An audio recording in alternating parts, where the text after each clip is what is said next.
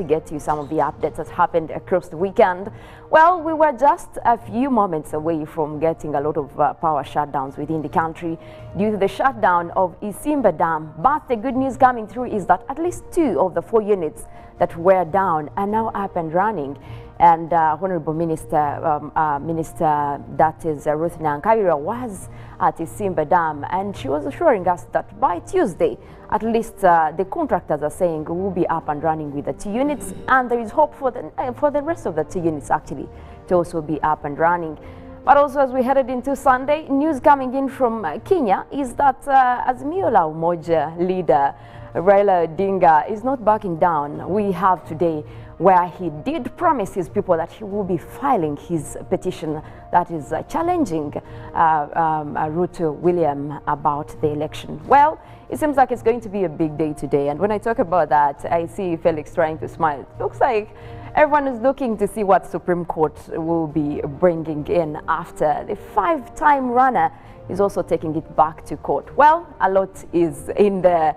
And of course, I want to welcome the rest of the team to get us through this morning. Felix, when I talked about Azimio la Umoja going to court, what do you think of that? And well, a very good morning. Morning, Mollen. How are you? I'm all right. Did somebody tell you look elegant in that dress? Oh, thank you. Thank you so much. I just did. You just did. You just did. The first one. Well, of course, it's a Monday.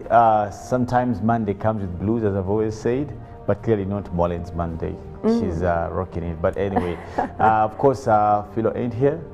I guess she's, Robert tells me that Philo has, what's the disease?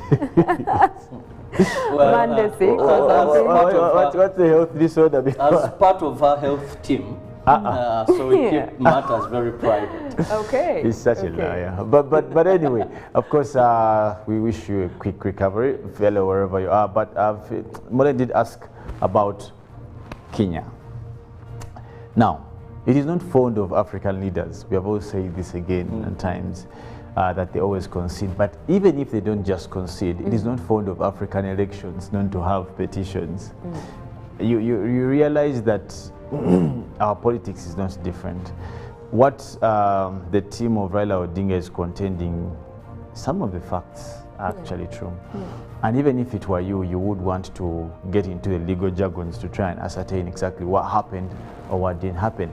But as a matter of fact, the big question always comes for us is that where are the people in all these legalese, in all these petitions? Is it for us self-satisfaction, or is it for the people we do represent? So it's going to be a tough one, I can tell you.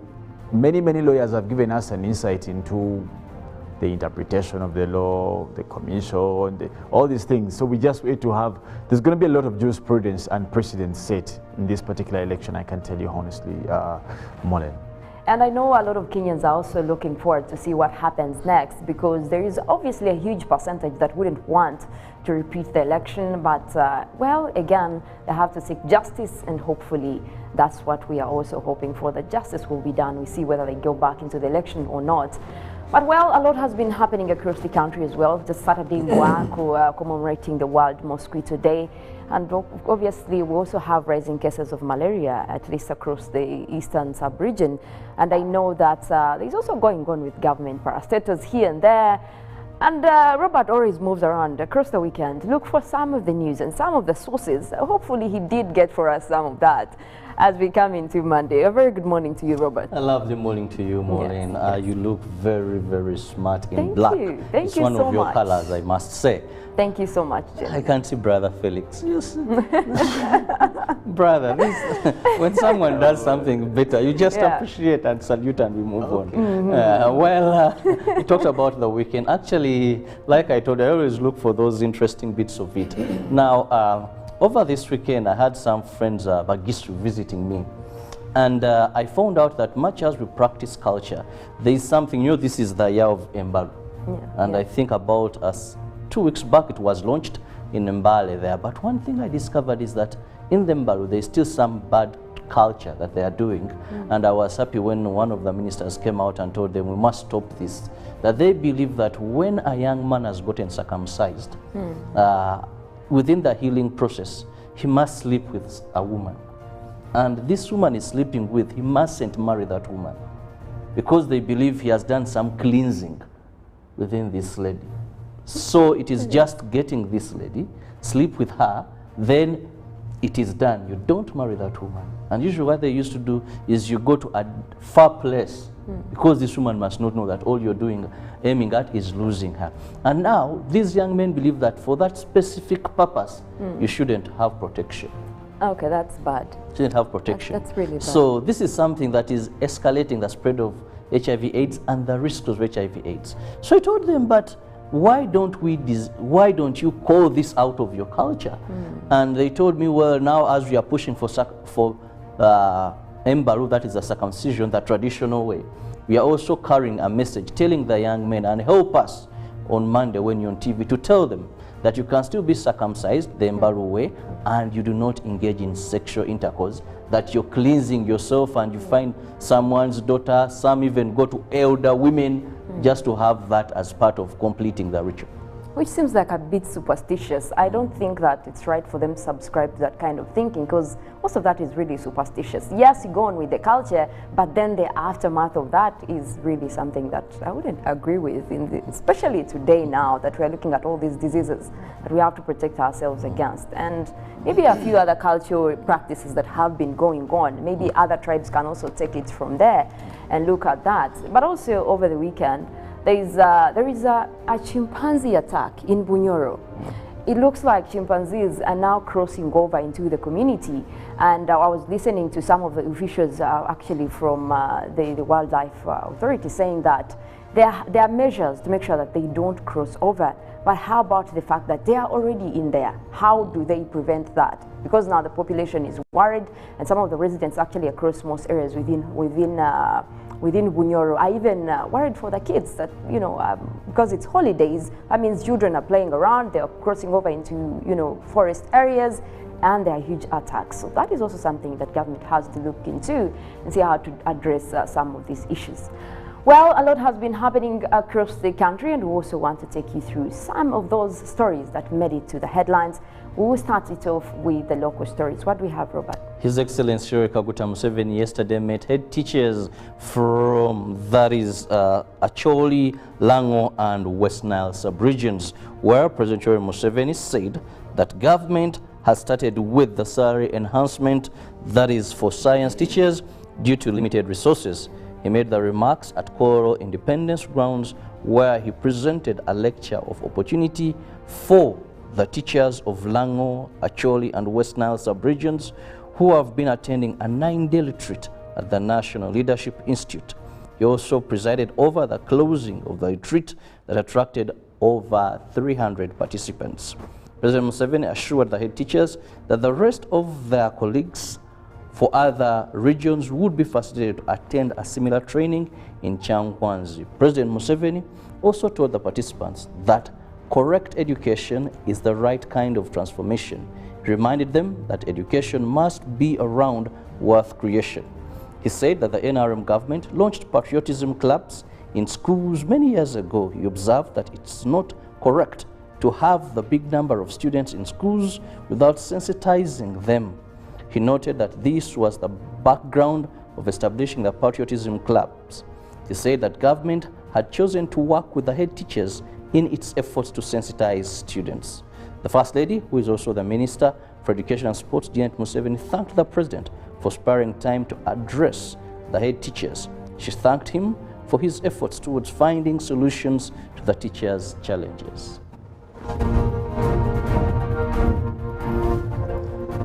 Now, the Diocese of Kampala has also celebrated 50 years of serving God at a service held at All Saints Cathedral in Nakasero. Kampala. Now, the guest preacher, Bishop of Namirembe Diocese, the Right Reverend Wilberforce Chitio Ruwarida, called upon the Diocese of Kampala to bring the gospel of the Lord near the people. Now, the Diocese of Kampala has celebrated 50 years of service to the people at the ceremony, which the same was held in Nakasero. The function was attended by bishop, members of the clergy, Christians of All Saints Church, the Bishop of Namirembe, that is Wilberforce Chitio Ruwarida, who praised God for the Golden Jubilee for Kampala Diocese. And away from church, we now look at the plight of people in disaster-prone areas, where members of parliament representing disaster-prone areas have welcomed a proposal for Ministry of Disaster Preparedness operating independently from Office of the Prime Minister. The legislators said this will further ease establishment of regional disaster centers across the country, hence making it quick response to disaster occurrences. In the wake of increasing rains across the country, heavily flowing waters have seen it take share on a number of soils. The consequences have also been very catastrophic, leading to displacement of people, property loss, human injuries, and sometimes death. The fresh floods occurrence in Mbale is just one of the recent examples of natural disasters that Uganda has suffered over the years. Even when response has been quick in some instances, to some victims, the leaders, they take some time to affect this. Now, members of parliament believe if this is an independent ministry, then response will be very quick and fast.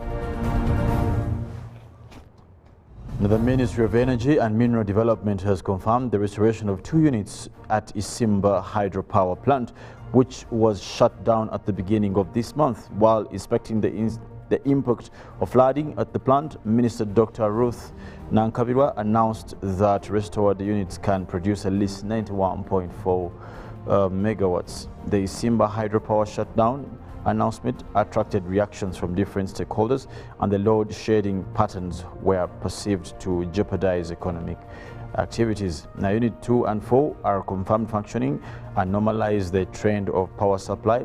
Earlier interventions for the crisis have been halted. Now, the 3rd unit is also expected to start producing before the end of this week. And crossing over into the international scene, the daughter of a prominent Russian ultra-nationalist rumored to be close ally of President Vladimir Putin was killed in a car blast outside Moscow in what may have been an assassination attempt on her father. Duria Dugina, 29, died after an explosive device detonated, destroying the Toyota Land Cruiser she was traveling in late Saturday, investigators said in a sentence of Sunday. Dugina is a daughter of Alexandra Dugin, an ideologue who has long advocated for unifying Russian-speaking regions and territories as part of the new Russian Empire. He is believed to be an influential voice in shaping Putin's worldview and approach to Ukraine, although the extent of his sway on the Russian leadership thinking is debated. Now, state news agency TASS quoted Andrei Krasnov, who said he was Dugina's personally and saying that the vehicle belonged to her father and was probably the intended target. There was no immediate claim of responsibility. Whereas a Russian newspaper reported that the father and daughter attended a culture festival outside of Moscow and decided to switch cars at last minute.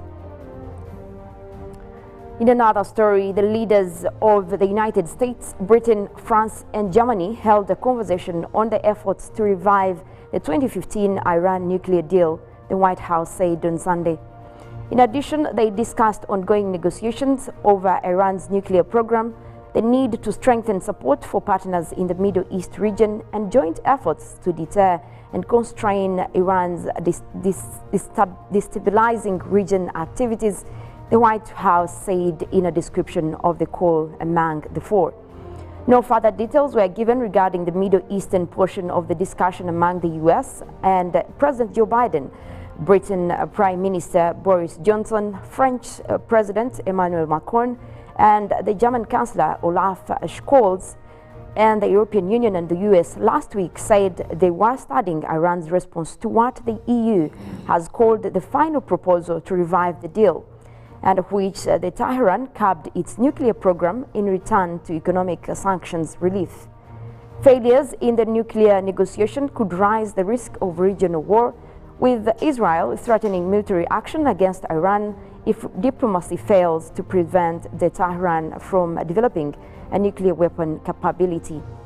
Iran, which has long denied having such ambitions, has warned of a crushing response to any Israel attack.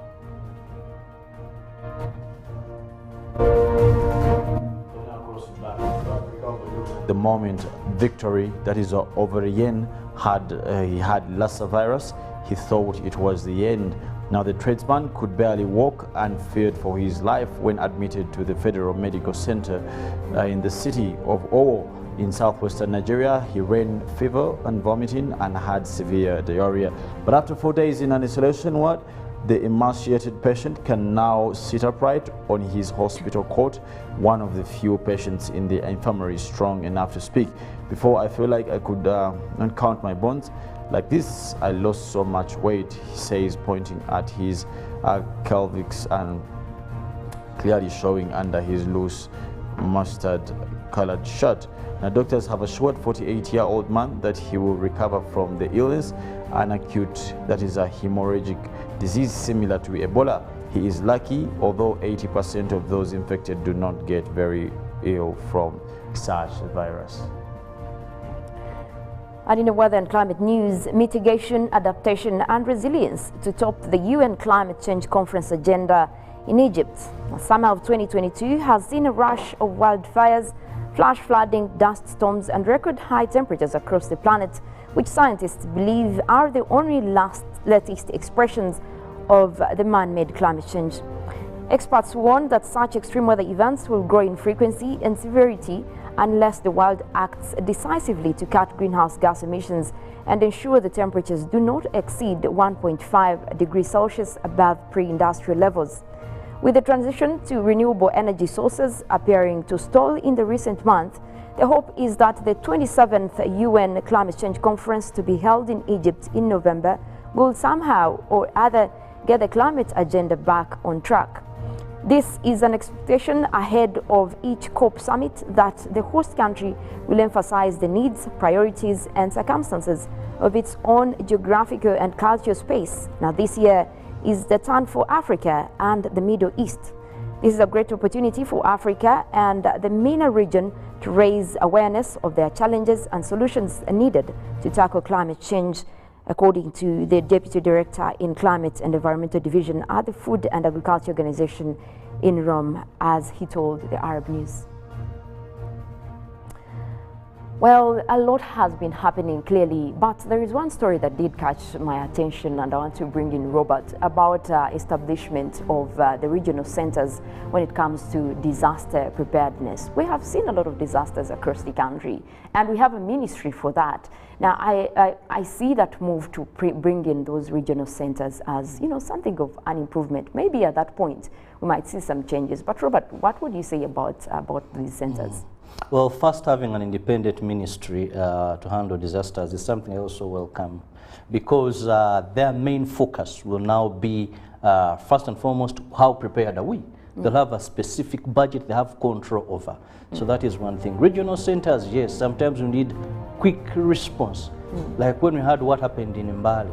By the time you have coordination from Kampala, then you have the minister flying over or whatever means they use. It takes time. These are things that require to do so much and in a very, very shortest time possible. But I also want to believe that with this particular ministry, it will focus on how do we prevent or reduce the impact rather than how do we prepare. Because we are going to destroy our environment because we think we are going to have money. Even the UK, everywhere. When we had Hurricane Katrina, you would see how the USA went to its knees. That even Uganda had to look for some money to help our brothers there. So you cannot think that you can be able to help people when disaster strikes. How do we mitigate, reduce the impact? I think we should be more proactive than being active when disaster strikes. Obviously that brings in the response, which should be at the forefront, especially now that we're talking about all these climate changes and obviously a lot of disasters still expected. We could be looking at that, but also an increasing trend in all these diseases that we're seeing now, with malaria being at the forefront of it. It is now more than ever that you need to have your health in a good state and your immunity boosted, which is where we always come in every morning to tell you about some of the wonderful products that we'll bring for you across Good Morning Uganda. Robert. Well, I'll begin with Felix telling our viewers more of this wonderful bottle you see here, what it usually does. Well, now the Hallelujah Tamarind fruit drink definitely is one of those good choices you need this very morning. Now, clearly it's been a long weekend for some of you who did enjoy it the fullest, and definitely this morning would be a good way to start it off with Hallelujah Tamarind fruit drink. And definitely we have, hallelujah, this is a banana juice. Well, this is the new baby, but very tasty, very sweet. And for the likes of many men that like the Molondo, well, Molondo is inside here and it will do you very good. But above all, what these drinks do is they boost your immune system. So your visit to the doctor or physicians are going to reduce tremendously, and that means you have some money to save. Hey, we are in a time when you have to ensure that you only spend when you must. So from the inconveniences of being sick, also there are huge costs to pay. So just ensure at just 1,500 you get any of these three. Hallelujah tamarind, hallelujah ginger tea, and hallelujah banana juice drink.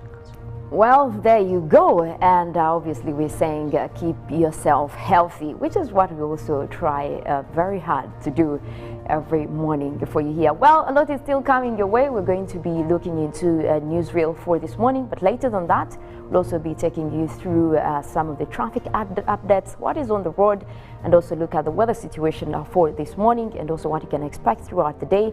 And after which we'll be having Good Morning Uganda agenda, and later than that, obviously heading into Good Morning Uganda Extra. Well, for now, we will take a short break, and when we get back, we'll have more discussions in our newsreel. Stay with us. Live. They're crossing over into, forest areas, and there are huge attacks. So that is also something that government has to look into and see how to address some of these issues. Well, a lot has been happening across the country, and we also want to take you through some.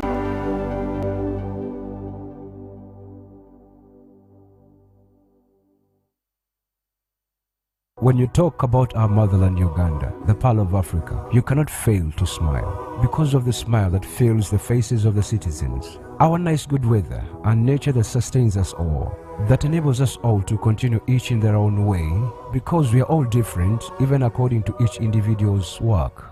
But what joins us to become one person is the sweetness from the flavored drink Hallelujah Ginger Tea drink and Hallelujah Tamarind drink. The flavor that quenches your thirst while at the same time treating and healing your body, because it is 100% natural. Enjoy the drink that has got the tamarind juice in it. Made by Hallelujah Reflexology, Healthy Solutions and Nutritional Research Center Limited. Get yourself a bottle of Hallelujah from all shops around.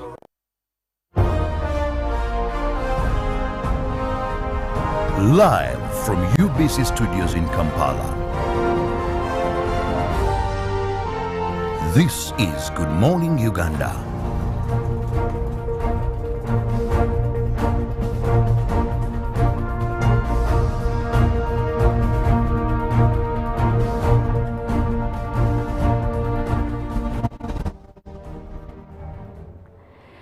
Yes, a very, very good morning to you. It is a Monday, and of course we are starting the week, and obviously also in recalling that we just have a few days to the end of August. The question is, what is left in these few days as you end the month? Everything you had planned to make for this month, have you at least covered 70% of it, or even 90%? Because these are the only days remaining so that you can look into fulfilling whatever you had planned for this August. But also, we're just from the weekend, and obviously a lot has been happening, but you can count on the fact that we get back here to make sure that we get you through that. My name is Mollen, Kenyena.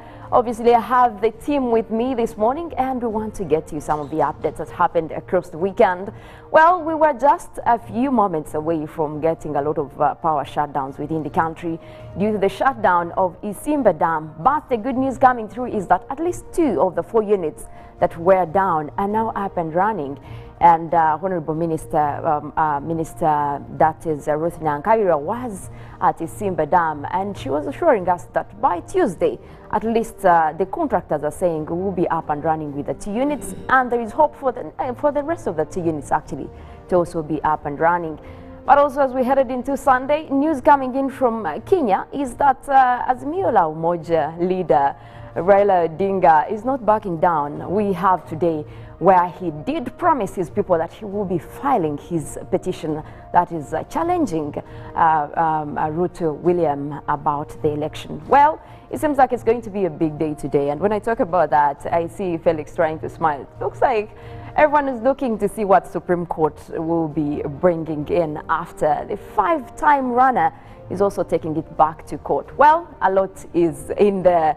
And of course, I want to welcome the rest of the team to get us through this morning. Felix, when I talked about Azimio la Umoja going to court, what do you think of that? And well, a very good morning. Morning, Mollen. How are you? I'm all right. Did somebody tell you you look elegant in that dress? Oh, thank you. Thank you so much. Oh, I just did.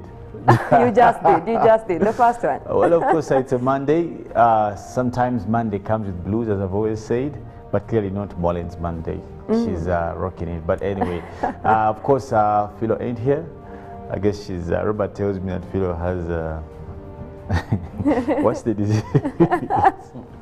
Well, Monday sick. What's the health disorder? As part of our health team, so we keep matters very private. Okay. He's such a liar. But anyway, of course, we wish you a quick recovery, fellow, wherever you are. But Mollen did ask about Kenya.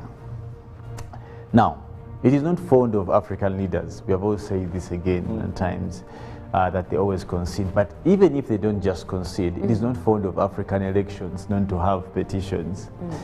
You realize that our politics is not different. What the team of Raila Odinga is contending, some of the facts are actually true. And even if it were you, you would want to get into the legal jargons to try and ascertain exactly what happened or what didn't happen. But as a matter of fact, the big question always comes for us is that where are the people in all these legalese, in all these petitions? Is it for us self-satisfaction, or is it for the people we do represent? So it's going to be a tough one, I can tell you. Many lawyers have given us an insight into the interpretation of the law, the commission, all these things. So we just wait to have, there's going to be a lot of jurisprudence and precedents set in this particular election, I can tell you honestly, Mollen. And I know a lot of Kenyans are also looking forward to see what happens next, because there is obviously a huge percentage that wouldn't want to repeat the election. But, well, again, they have to seek justice, and hopefully that's what we are also hoping for, that justice will be done. We see whether they go back into the election or not. But, well, a lot has been happening across the country as well. Just Saturday, WACO commemorating the World Mosquito Day. And obviously, we also have rising cases of malaria, at least across the eastern sub-region. And I know that there's also going on with government parastatals here and there. And Robert always moves around across the weekend, look for some of the news and some of the sources. Hopefully, he did get for us some of that as we come into Monday. A very good morning to you, Robert. A lovely morning to you, Mollen. Yes. You look very smart in Thank black. you. Thank it's you one so of your much. colors, I must say. Thank you so much, Jim. I can see brother Felix. Yes. Brother, when someone does something. Valid for a week. For the heavy data users, enjoy 24 GB at 50,000 shillings and 50 GB at 100,000 shillings, all valid for a month. Dial *175# or use the My Airtel app to buy these and more affordable weekly and monthly data bundles on Airtel, the smartphone network.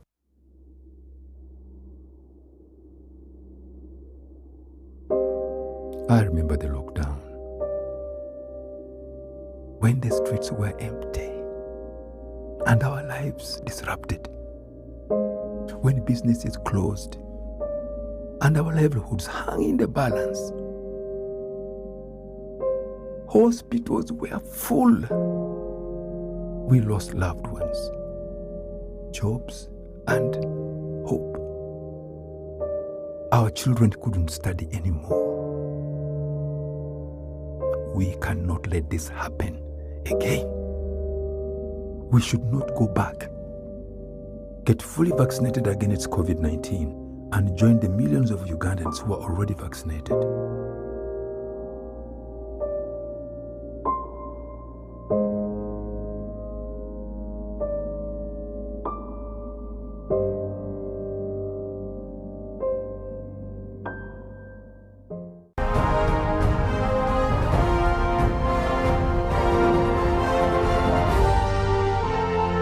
This is Good Morning Uganda.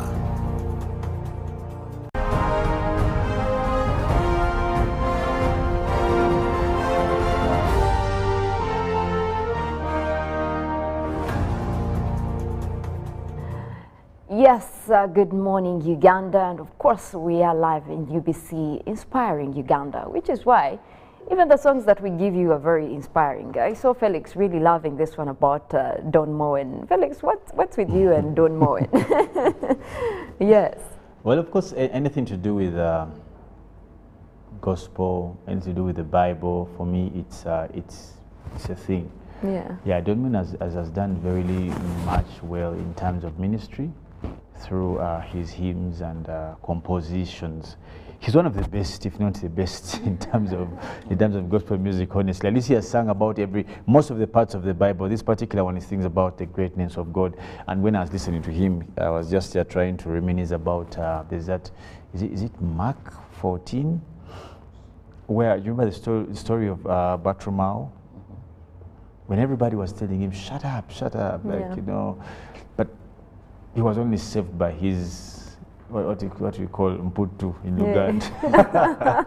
So when I was saying, he kept on telling him, "Don't shout, don't shout." So he kept on saying, "I will shout louder," because he understood the greatness of God. So when Don Mo was singing the song "Greatness of How Great Is Our God," as for me, that's the story that came to mind. So he shouted, "Son of David, if you may please, let me regain my sight."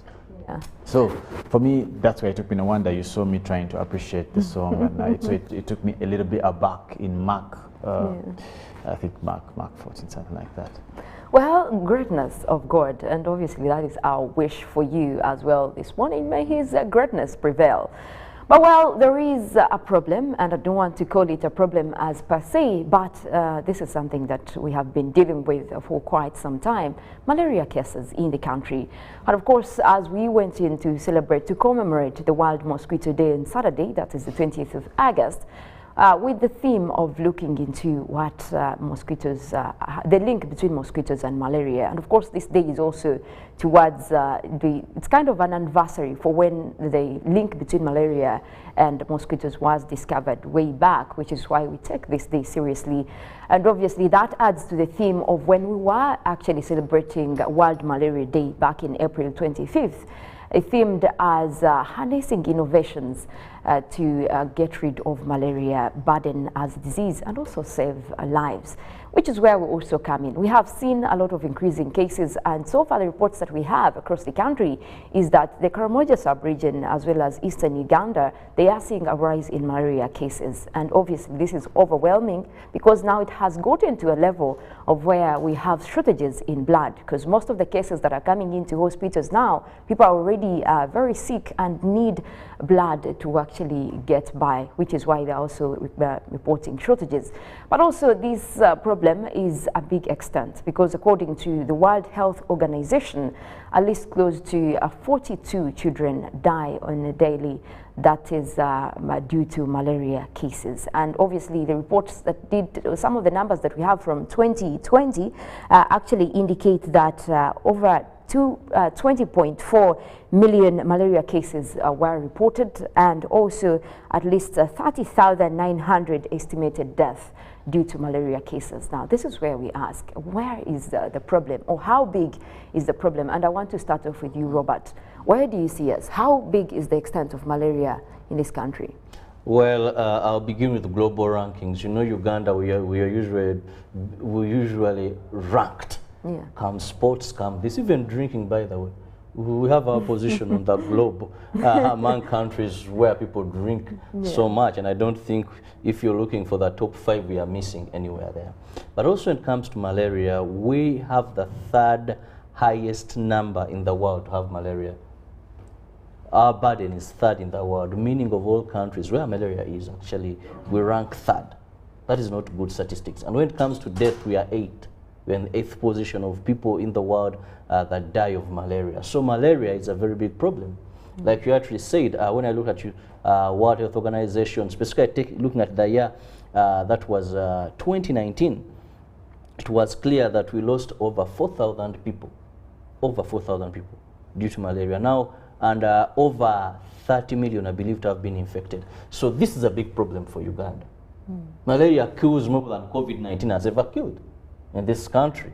Malaria kills infants more than any disease that has existed in Uganda can kill, or pandemic or epidemic.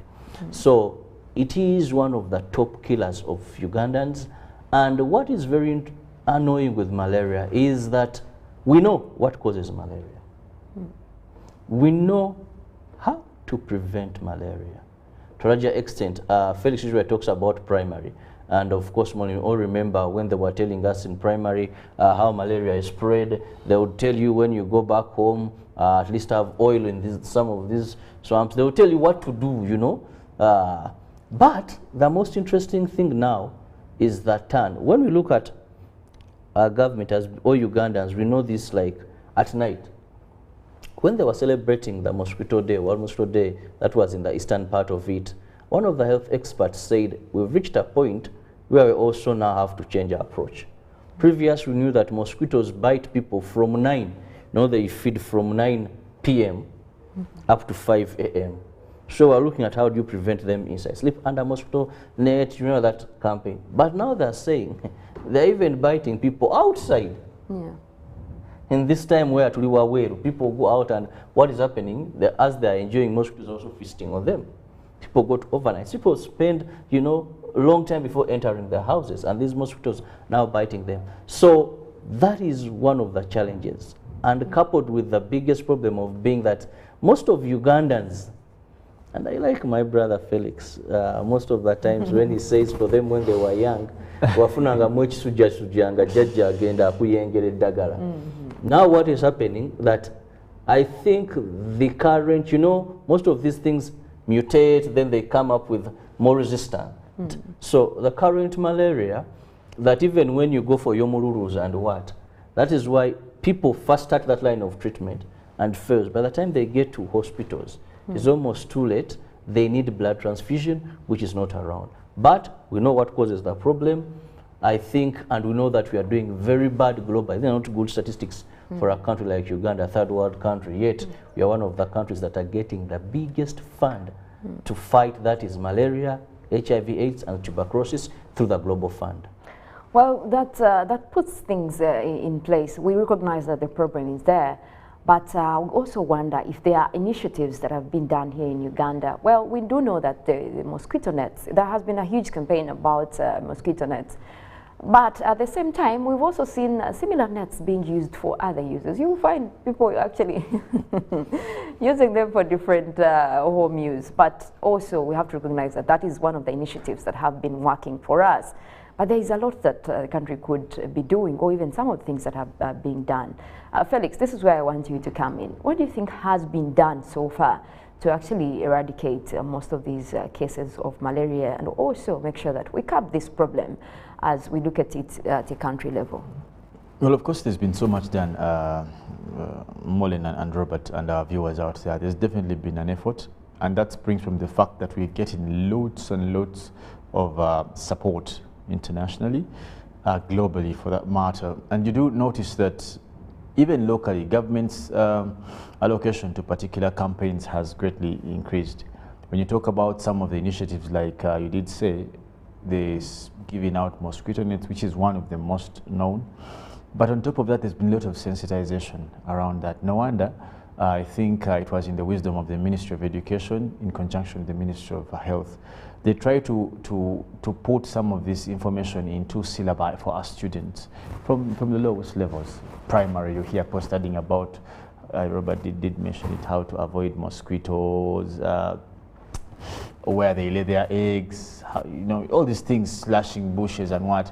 Now, on top of that, you're talking about government has continuously, by the way, made medication free for malaria.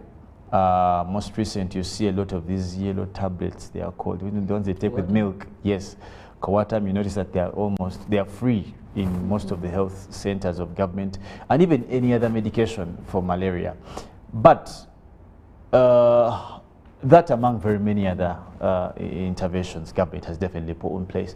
But you also don't shy away from speaking about the absence of the right information to the people.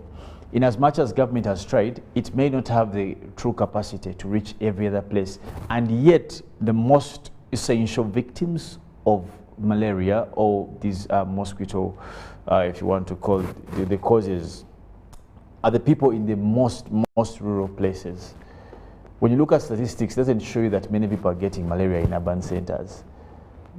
but the people in the most rural places. Now, it means that the reason why we have increased number of deaths in such places is because what is available in urban centers is definitely not available in those centers in terms of sensitization. How many times do we see the ministry going deep down to give this information? Secondly, do they have medication? Is the medication available and definitely accessible? You know, all these are questions. So talk about issues of, when you talked about mosquito nets, now, you talked about mosquito nets and upper misusing them. Yeah. What we call misuse is definitely for them useful purpose. Yeah. And this is informed with the level of sensitization that comes with such government programs. I'll tell you that there's a point even these nets were being caught by fishermen. I think we're using them on lakes for fishing. We have people who use them for rearing chicken, rabbits. You know, some of them use them to guard their gardens. I've seen many in Kampala, at least those who have small backyard gardens. But where does that come from? It's the absence of the right knowledge. But shockingly, even the people who have these nets, they don't sleep in them. That's a matter of fact. They never sleep in the mosquito nets. Even in Kampala here. Is it now, lack of awareness? I think it is, you see, it is lack of understanding the problem we are faced with. When coronavirus came here, everything sort of like was supposed to be on standstill. Up till today, tell you what. But as Robert said, that not even, you can't just even match up the number of people who have died because of malaria vis-a-vis the coronavirus. Maybe this should be a challenge to government. We are placing our efforts probably in the right direction, but with the wrong approach. Do we have the right information, honestly, about malaria? Do we have the right statistics? People here talk about HIV/AIDS as a very big threat to human being. But people have lived with HIV/AIDS for 20, 30 years. But malaria kills people in 3 days. I don't know if I try to bring it out, that we have not put the right focus on discussing malaria and the danger it poses to society and how it is a threat to life. Let me tell you a story that personally I am attached to. I know of, you know that pregnant women normally lose children so much because of malaria. Actually, the statistics are quite worrying. Yeah. Pregnant women and children below the age of 5. One of the most direct ways of a miscarriage, it's called what? It's okay, losing pregnancy. Let me say that away from the biological term, is malaria. Now, how many women have this knowledge? The only way you can get this knowledge is when women attend probably antenatals. But and how many, on a scale of 10, exactly, yes. On a scale of 10 women who are pregnant, how many of they go to antenatals? Is the issue that it's not available? Is that the issue? Or is it because, away from being available, is it affordable? So when we are discussing issues of malaria, these mosquitoes, I celebrate these days, I've always said and I'll say again that are we discussing the right issues away from the themes of the days? What better are we promising henceforth as we do these celebrations? You understand? So for me, Mollen, fitting rightly in what you did ask, is that in as much as there have been a couple of interventions, the challenges are more evident than the approaches that we are trying to put in place, both as a government, but definitely later on as a society that does believe or wants to get better. And very interesting about that, Felix, is when you talked about interventions and how big this problem is, it reminded me of days when government was looking at indoor residual spray using DDT. You remember how that was Honorable Ken Ruchambuzi and a number of activists. But what happened is government sailed through the DDT, and you find that areas where we had indoor residual spray, tremendous malaria cases reduced. So sometimes with the challenge about malaria is that also there's this confusion that comes about when you talk about mosquito nets. You find that you know, this, you would see some politicians who are like, this is just not looking at the gravity of the problem. We talk about malaria, very, like it's, you know, so are we saying that maybe now we are politicizing the problem? Because when you bring in politics at that level, you also have to consider the people that are getting most of the challenges with malaria. And actually the numbers that we have, you look at some of the most affected 67 districts in the country, according to what came out earlier in May when they were doing malaria case report weeks in especially eastern Uganda. And some of the districts that did report most upsurge in malaria where Manafwa, Budaka, you look at Buko, Bujiri, and a lot of that actually, more of the upsurges are from the eastern part of the country. And you look at the fact that Felix did mention that most of these areas are rural areas. There hasn't been a lot of public awareness, but at least we know that it is to a huge percentage that people are aware of the problem. And most of the preventative or control measures aim at reducing the contact between mosquitoes and humans. But are people even aware of the causes of this malaria? Are they able to prevent it themselves at their home states or within communities? And that is where, Robert, I would want you to take us through. Like, what can people look out for with causes of malaria?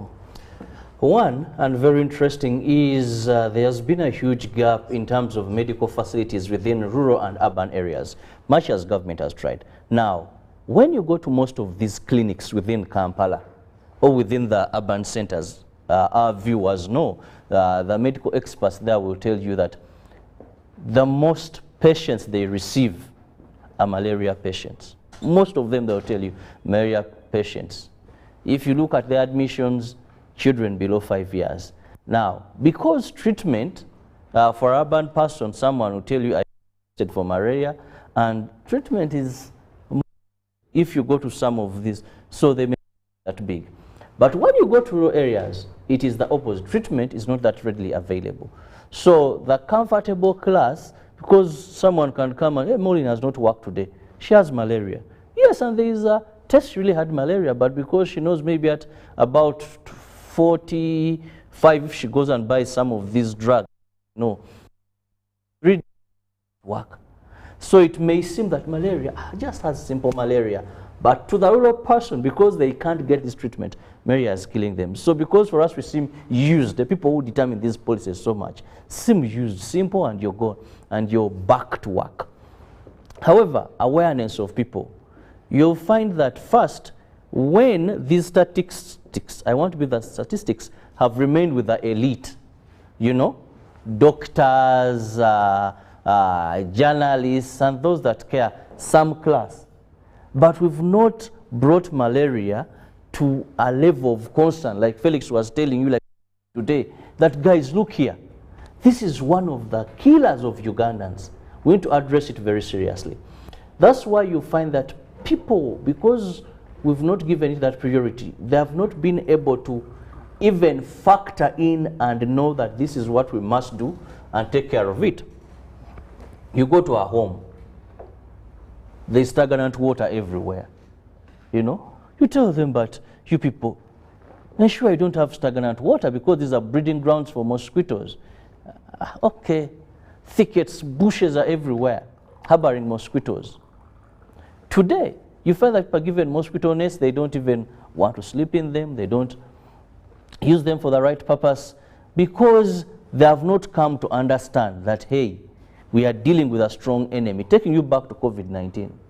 When COVID came in, because of the effect that it was given, how much attention it was given, even if you went to a deep village, you're coming from Kampala. I remember a friend of mine told me, the mother told them, if you've arrived and you're from Kampala, better leave early. Because when people know that I was visited by people of Kampala where there is COVID, they'll isolate me, think I got COVID-19.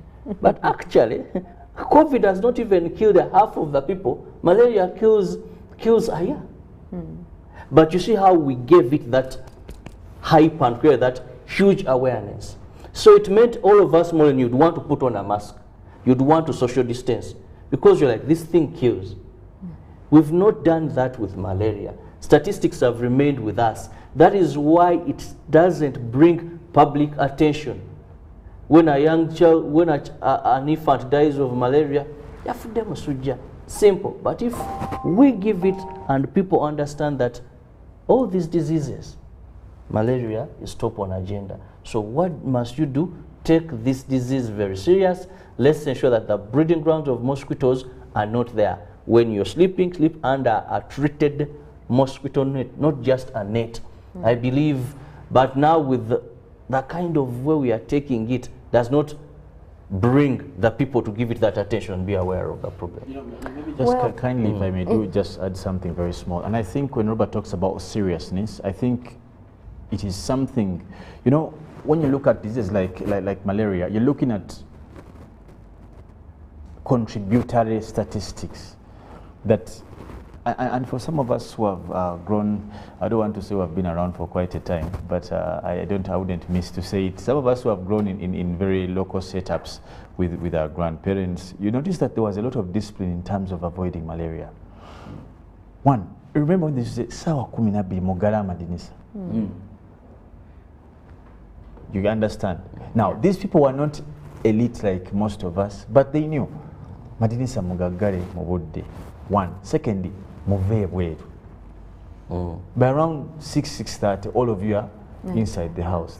Then when it's time to sleep, even because of the time of sleeping, even we didn't have nets, but they will tell you, and for us, we know up till today, it is psychological that when you cover yourself, you only live. It is in our heads.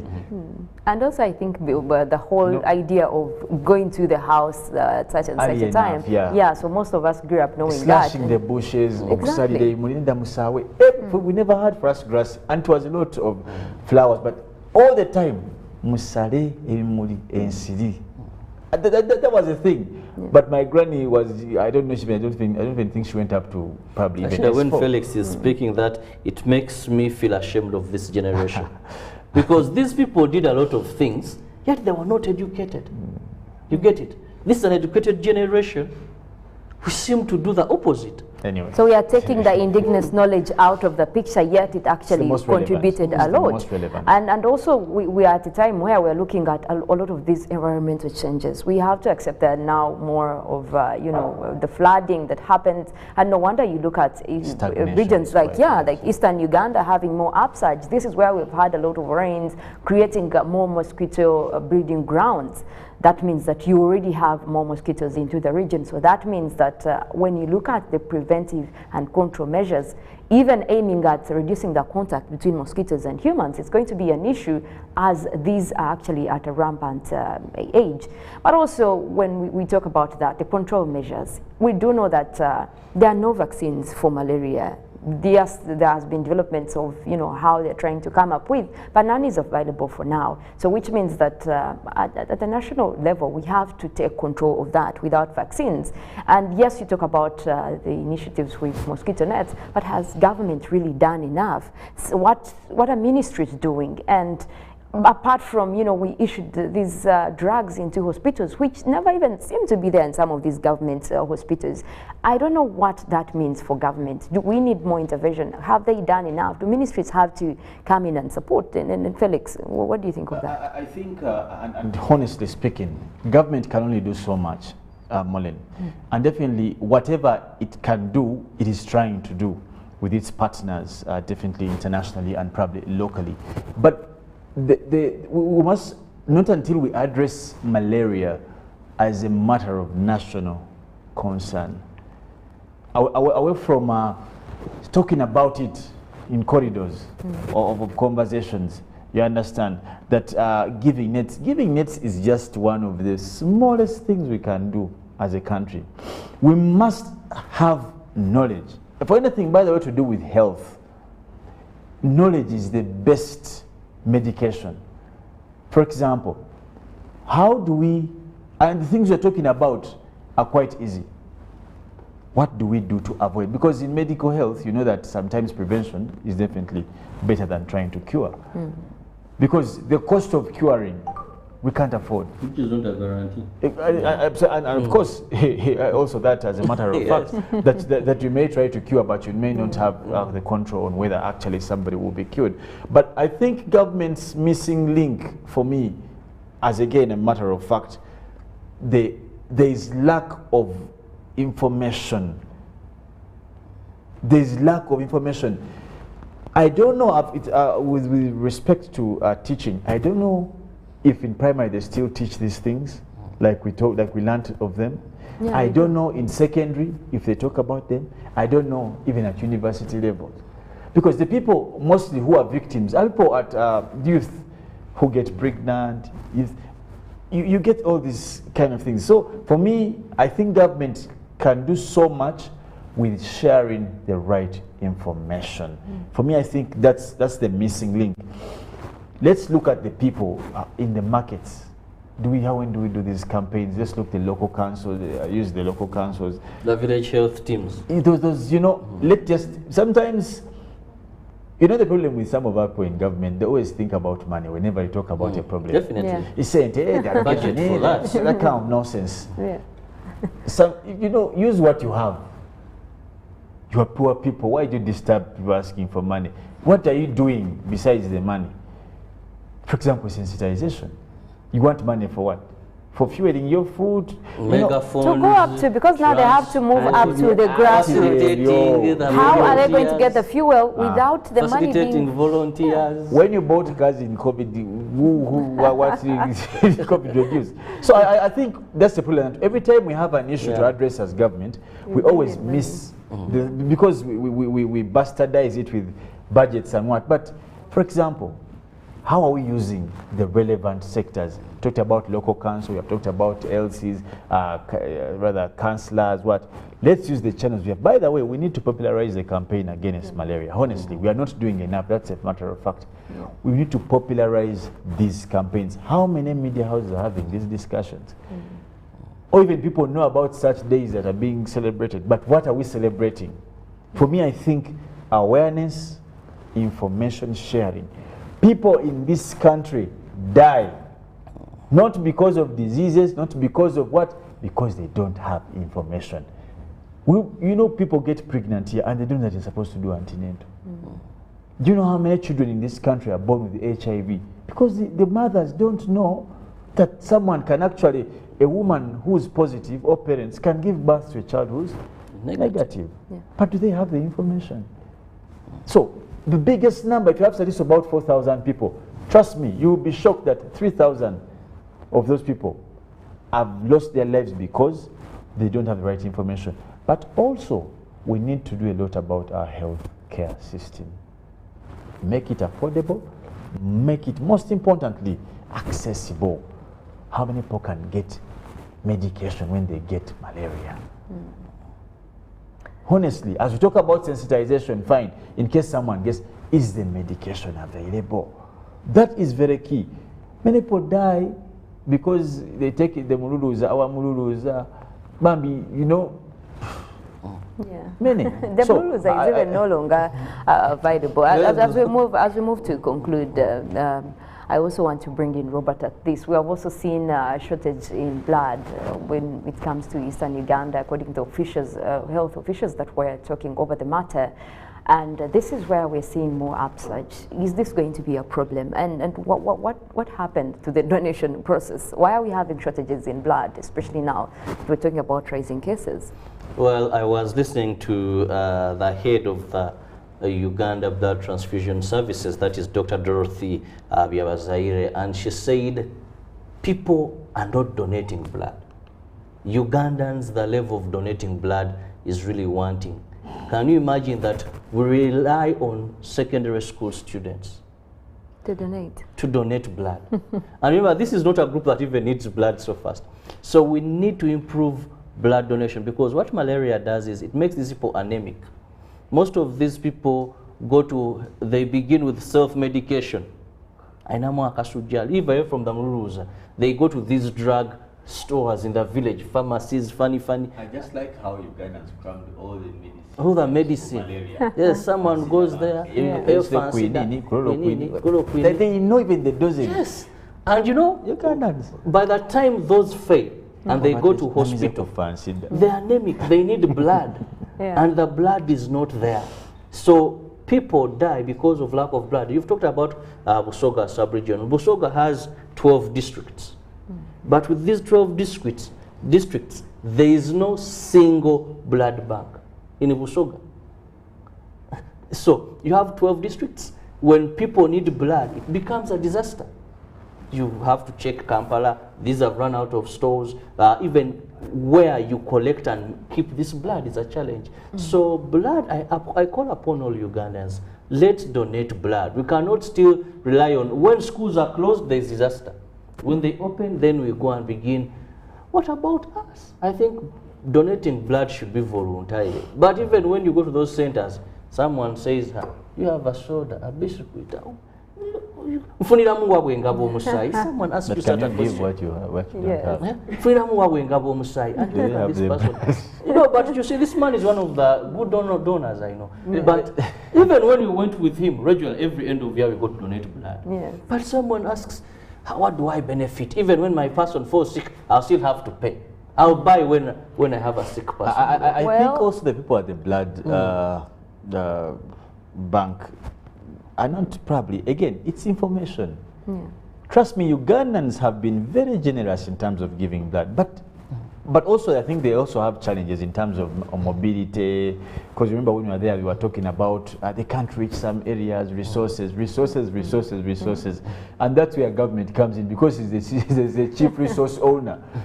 How are we allocating our money? And one says, you say blood is free, but when I have patients, I have to pay. But it depends. It depends also. Well, this is quite a huge discussion, and I think we'll need to dive more into that. Ugandans, where is the love? Let's go donate blood. And obviously we did talk about sharing information, and obviously ministry should also come up to make more sensitization and awareness about this problem, because we want to really get it out. And obviously we're talking about the eastern region, Karamoja region. This is not the only place. These are not the only places where malaria is. It is across the country, and recognize that that is a problem that needs solutions. Well, we need to leave you at that, but we do have more coming your way. We'll be taking you through print media. After that, we'll be going into some of the traffic updates. Later than that, we'll be going into weather. But for now, we'll take a quick break and come back with print media. Stay with us.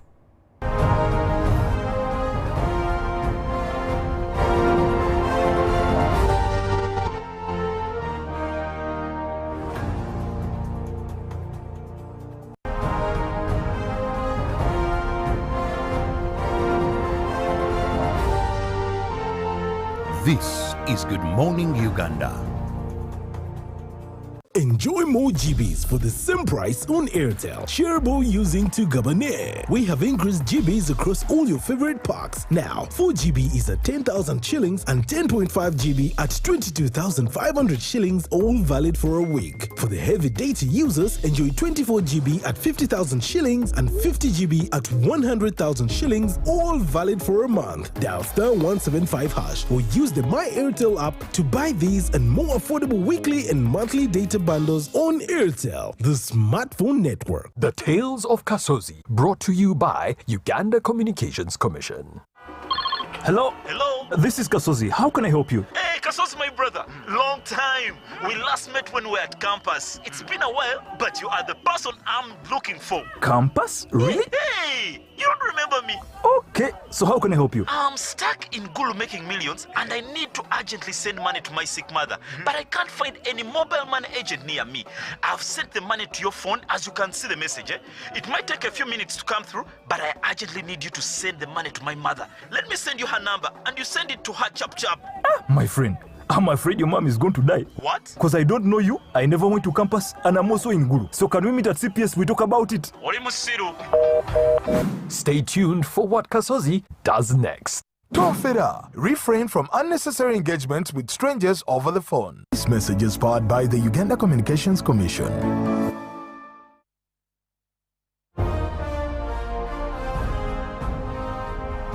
Live from UBC Studios in Kampala. This is Good Morning Uganda.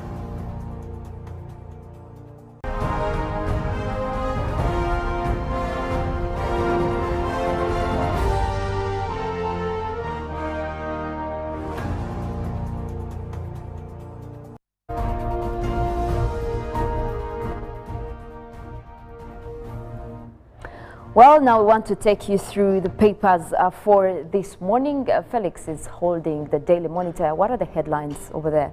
Now we're looking at Isimba Power Dam comes back online, and also is government trying to repackage the coffee agreement, but in health and living, common causes of sudden death now recognize the sign. Ali.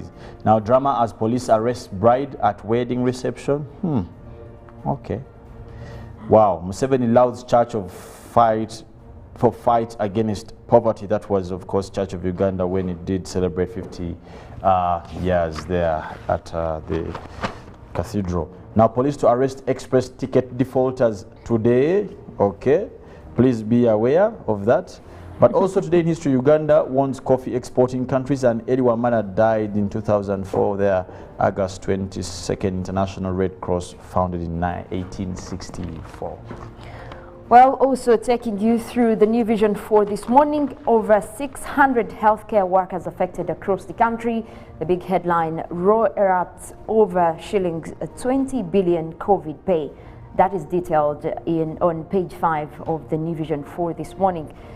Now, they also give you the big picture right there of Odrek and Patience Rwabogo as they mark their 20 years in marriage with President Museveni and the First Lady during that 20th wedding anniversary right there, celebrating the Rwabogos.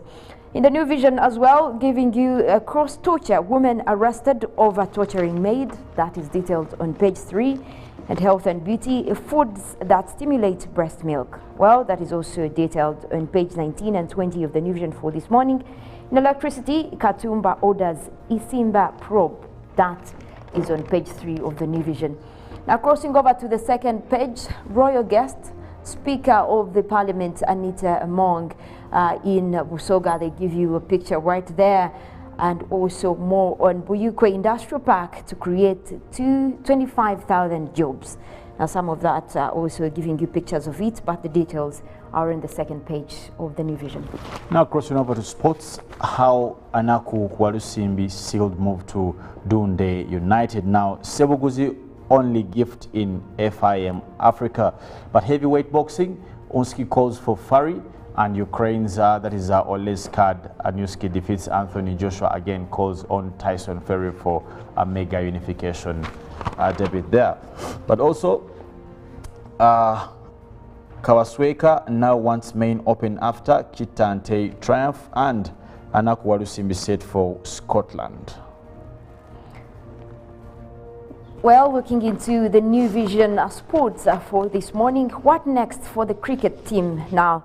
They give you some of the details on the failure of Uganda to attain a cherished ODI, that is the status, and words from the coach. Well, we're also asking what is next for them, as they found out last week in Jersey that they do not have most of what it takes.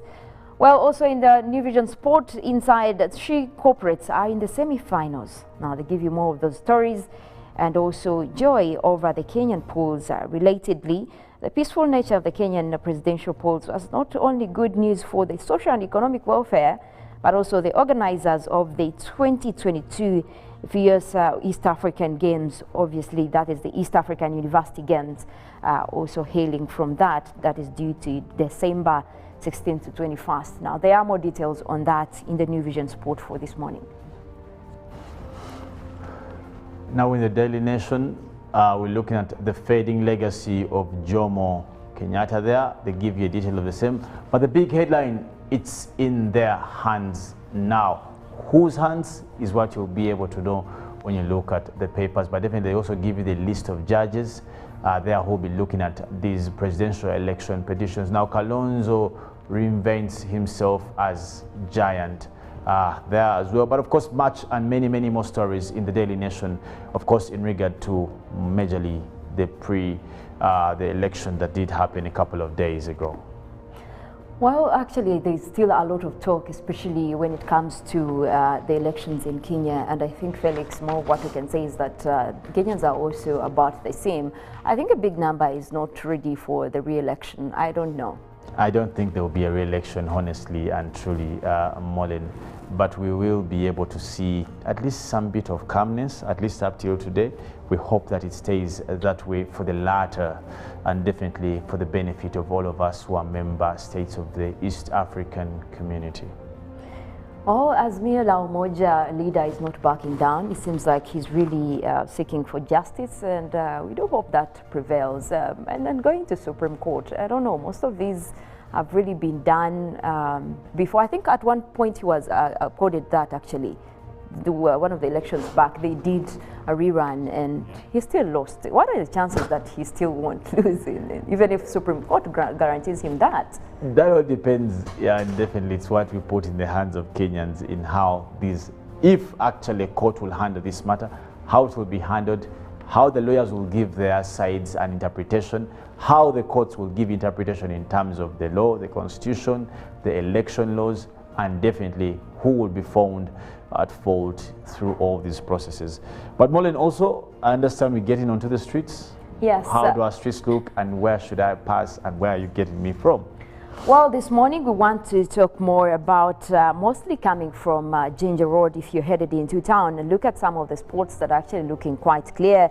And from what I'm seeing from the traffic update right now, we do have mostly traffic building up just as you headed towards Centenary Park, that is towards Kampala. You do have a little bit of traffic on that roundabout, but it looks like even most of that is actually due to the fact that most of the cars are joining in towards that side. You look at cars coming in from the industrial area, also throughout 8th Street. There is a little bit of traffic over there in red colors. And again, some of the roads that are also really bad with traffic, you look at that Mukwano Road, also heavy with traffic, especially if you're coming from town headed over there. You should be ready for that.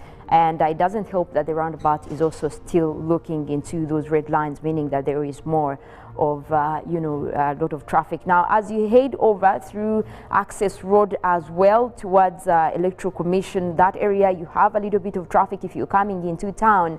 But again, if you're leaving through Access Road, it looks like it's a bit quite clear, but only for a short distance. Now, most of that is also looking like you could be joining into the traffic again towards the roundabout. But most of the roads joining into Ginger Road, we look at Yusufulure, it looks like it's also quite clear right as you head towards Nile Avenue, as you head towards the Oasis there, it's quite clear. Now, the only traffic that is building up is just that interjection from Access Road crossing over to Yusufulure. That is where we have much of the traffic. But also, if you continue look at some of the areas towards Ministry of Internal Affairs right there, if you're coming into town, that means that you're looking at a bit of traffic. We have a lot of green lines over there, meaning that the traffic is quite clear. Again, also for people using Wampeo Avenue towards the roundabout, that looks like a clear route, both if you're leaving and also joining into the roundabout. Looks like it's quite clear. But again, after the Ministry of Affairs right there, that is where we have huge traffic from the roundabout, just a few meters outside that, also looking at more of that, bringing in much more of traffic as you head towards that. But across the main Ginger Road, you look at more of that being quite clear, just a little bit of traffic, but most of that also does clear away as you head into away from town, obviously, if you're leaving town. But again, if you're heading to town, you must look out for much of the traffic through. If you're coming in that road that joins from the lower Parliamentary Avenue towards the main Ginger Road, is also quite clear. So if you can at least from Ginger Road take up the upper detour, you will be able to avoid a little bit of traffic over Ginger Road. But again, as you head into town, it starts to clear up actually towards the city square right there. Some of that traffic actually does clear away, and you could be looking at a good way towards town. Now, if you're leaving at least over town, Entebbe Road also looks to be a bit clear. Just as you're leaving Ginger Road towards Entebbe Road, it's a bit clear, but it starts to build up as you head further onto that is the clock tower right there. It looks like there is a lot of traffic building up if you're leaving using Entebbe Road towards, and there is a lot of construction also over that area. That might also be looking like it brings in a little bit of traffic. So that is also one to be aware of this morning if you're headed over there. Well, also you have to be observing a lot of discipline while on the road, because while we have all this going on, it's still your personal responsibility to make sure that you're safe on the road and also protect other road users, because at that point it's not just you using the road, everyone else is counting on the fact that you will be a responsible driver, make sure that everyone is safe. But also, one of the things I want to tell you about this morning on how to be responsible, we're looking into the fact that our rainy season is almost starting. And one of the issues that usually come with rains is that we have lightning strikes. Now this morning I'll take you through what to look out for. How do you avoid lightning strikes, especially when we're having more of the rainfall coming through? Now one of the things that have been known, even from tradition, like we were talking about earlier this morning, about some of the indigenous knowledge that we try to avoid, that actually does keep us safe. Now, one of those when it comes to lightning strikes is being away from tall trees. Now the science behind tall trees is that it has a direct connection onto the ground, and obviously these trees, if a tree is, when it gets the lightning strike and you're under it, obviously you're going to be affected. And this is why we're saying do not take shelter under tall trees, especially if you're saying that it is a heavy storm, it has thunder and lightning. Those are places to avoid. Now other things to also avoid is they're saying never lie flat on the ground when it's raining and you're trying to avoid lightning. Now if you're somewhere that you know it's not safe, do not lie flat on the ground. That's one way to get yourself struck by lightning. Also, if they're saying that if you have rocky places, maybe you're stuck in a place where there are mountains, there are all these rocks, and you want to take shelter, it's raining, one of the places that you shouldn't actually take shelter is the rocky places, because you know rocks will also have most of those charges and they will attract lightning strikes. Now those are places you avoid. You'd rather get into a flat ground and also take shelter towards other things within the scenario, but do not take shelter under a cliff or rocky places. Now one of the things that are also very, very key, especially when you look at most of the raised buildings, you must have a road, lightning road. And we do know that there are a lot of buildings that actually do not have most of these lightning roads.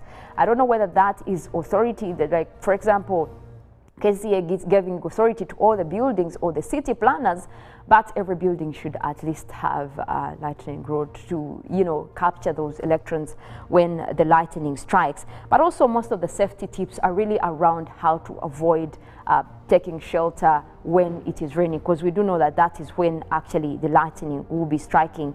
But also one thing to avoid, if you're looking at some of the safety tips when it comes to lightning, is avoid water. Do not take a bath, shower, or even have contact with water during thunderstorms. Well, you would ask yourself, this is not some kind of advice for you to avoid showering when it is raining, but the fact that lightning can travel through building plumbing, if they are not having lightning rods, will also pose a danger to having most of this water during lightning, so be at risk of putting you at risk of being struck by lightning. So yes, avoid that. At least let the thunderstorm clear so that you can actually go into the water, especially outside swimming pools. You also want to avoid those when it is actually raining. Now also one thing that I think as kids even growing up would know, do not touch electronic equipment when it is raining. Now it could help from the fact that when there is a thunderstorm, most of the lines, electricity lines could be affected, or there is a cut somewhere in the power line, and that will increase chances of the fact that all electronic equipment within the house or around you could actually be carrying the electrons and will be could strike you when it comes to lightning. Now it can also travel through electronic systems, radio and television reception systems, and any metal wire or bars in concrete walls or flooring. Now keep your homes with some of the whole house surge protectors to prevent your appliances from being electrocuted or even having to transfer most of those electrons. Well, that is something that I think we always think it's for the kids, telling them to avoid electronic equipment during rain, but also it goes for the adults. It could put you at the risk of having lightning strikes. Now also, one thing that I think we should also be very keen about is avoid windows, doors, porches or concrete. Now, stay away from windows and doors when it is raining. Well, that means that you look at the fact that lightning can travel through any metal wires or bars. Now, most of these are in concrete walls, or also your windows or your doors, meaning that we're not saying that it will strike directly towards the door, but if your door has any metallic complement in it, is that if there are chances that there is lightning strike within the neighborhood, then your door will be transferring most of those electrons. So you better stay away from it and just be away from windows as well.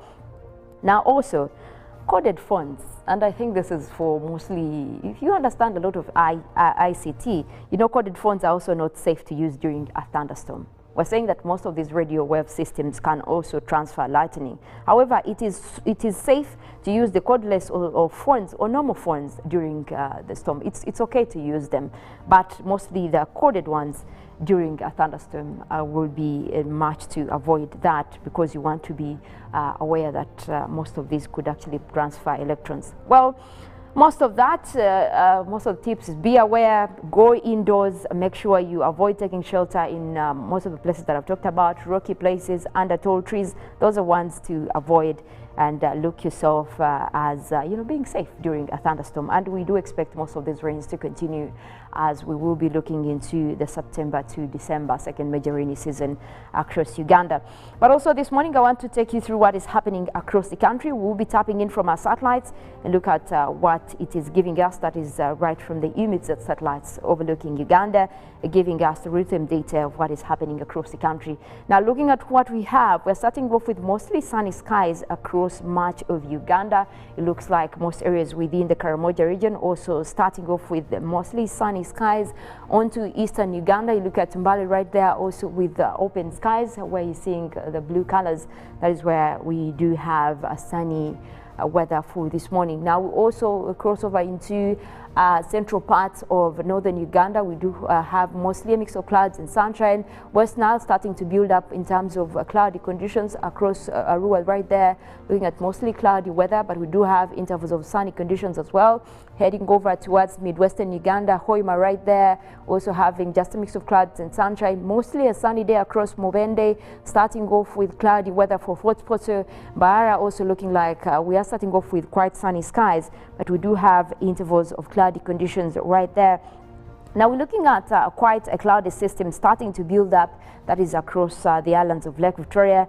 And of course, this is the system that I'm talking about, having a bit of yellow colors right there. Now that is likely to be bringing us rains, especially for areas within the Lake Victoria Basin. It looks like that system is headed westwards, taking in parts of Kampala. That means also parts of Entebbe, Wakiso. We could be looking at a little bit of rains for this morning, and obviously those will be coming in as the morning progresses due to that system, and more that are likely to develop across that area. Also, that will be affecting especially the eastern side of Lake Victoria. That is where we have Tororo, Jinja. Most areas across that will also be getting into mostly a rainy morning for this morning. But we are looking at most especially midwestern Uganda for Hoima. Looks like it's just clearing away. Those clouds are clearing away. So the rest of the morning will be mostly with intervals of sunny and cloudy conditions. Also, Chigezi Highlands towards Kabale, we do have cloudy conditions developing over there. So also later on in the morning, we might be dealing with a little bit of rains, but also those will be over a few places, not too much to disorganize your day. Now, central northern Uganda looks like we'll be having mostly sunny intervals for this morning. That goes for the Karamoja region as well, but also across Mount Elgon Highlands, across Mbale. We're looking at quite a clear day for now, but also we're likely to have just a mix of clouds and sunshine towards the afternoon. We could be looking at more rains later in the afternoon, but this morning will be mostly with sunny intervals. That is across that whole eastern stretch of the country. Although we're likely to have a little bit of rains, that is only towards the eastern lowlands, where we have Palisa, Budaka, areas of Bokedia right there. We might be looking at a little bit of rains, but also those will be over a few places. Really nothing much to disorganize your day. But it also looks like across the central part of the country, that is where we have mostly Luwero, we have Nakaseke, Nakasongola right there. Could be looking at mostly in terms of sunny and cloudy conditions. But as we head into the afternoon, we might also be looking at a rainy system. Now that will be building in later on in the morning. but crossing over into the afternoon, it will be mostly rainy across parts of central and Lake Choga area. That is where we have areas of Lira. We have a patch right there, Kabela Maido, towards Masi and Dibulisa. We could be looking at a little bit of rains also for this morning, but also most of that will be clearing away and just in small quantities towards much of this morning.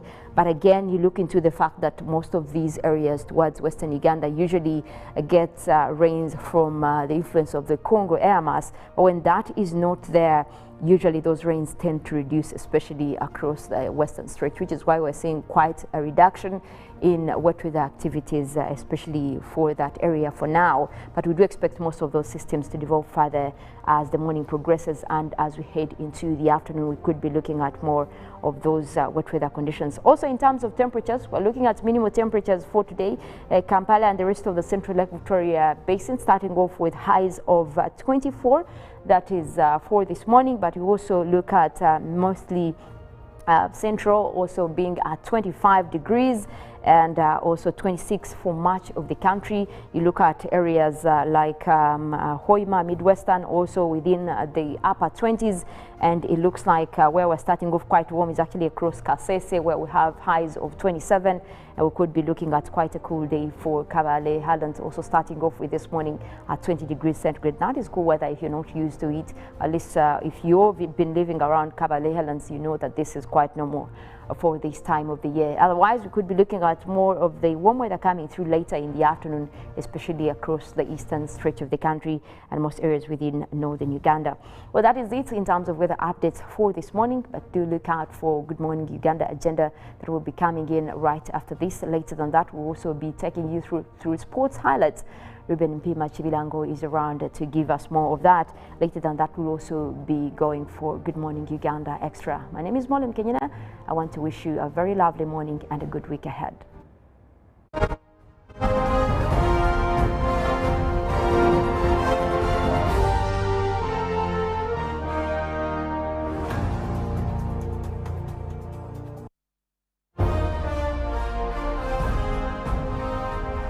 Live from UBC Studios in Kampala. This is Good Morning Uganda. Pick of the day on UBC.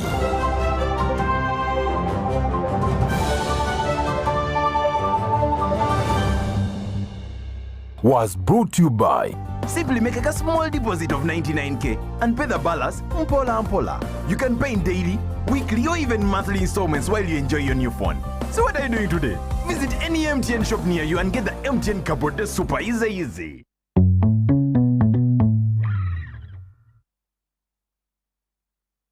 The Tales of Kasozi, brought to you by Uganda Communications Commission. Hello? Hello? This is Kasozi. How can I help you? Hey, Kasozi, my brother. Long time. We last met when we were at campus. It's been a while, but you are the person I'm looking for. Campus? Really? Hey, you don't remember me? Okay, so how can I help you? I'm stuck in Gulu making millions and I need to urgently send money to my sick mother. But I can't find any mobile money agent near me. I've sent the money to your phone, as you can see the message. It might take a few minutes to come through, but I urgently need you to send the money to my mother. Let me send you her number and you send it to her chap. My friend, I'm afraid your mom is going to die. What? Because I don't know you, I never went to campus, and I'm also in Gulu. So can we meet at CPS, we talk about it? Stay tuned for what Kasozi does next. Tofera. Refrain from unnecessary engagement with strangers over the phone. This message is powered by the Uganda Communications Commission.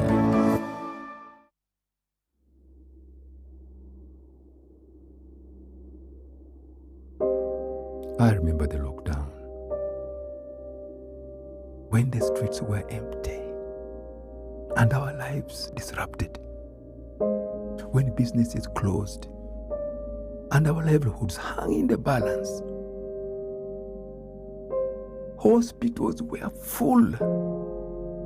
We lost loved ones, jobs, and hope. Our children couldn't study anymore. We cannot let this happen again. We should not go back. Get fully vaccinated against COVID-19 and join the millions of Ugandans who are already vaccinated.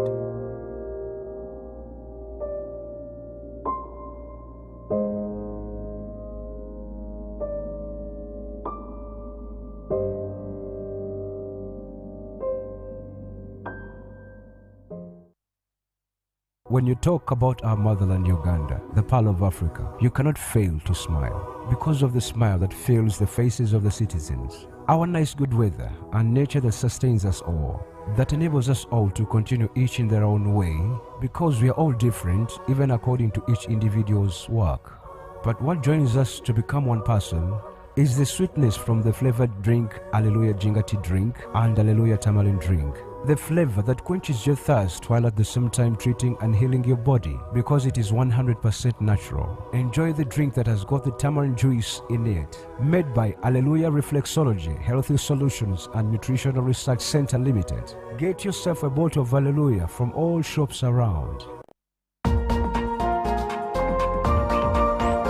A logical, deeper conversation. How many teachers in Uganda did you consult? But there's a mistake we are making. Which is good? Which is good? Which is good? Which is good? We went to this school, we ran it to Western, we ran it to Northern, we ran, then you come. Isn't that an achievement? Objective and non-partisan. Honorable Minister, there were a number of points. I want to start with you. Straight from the hearts of open-minded men and women. Money tends to move faster at night.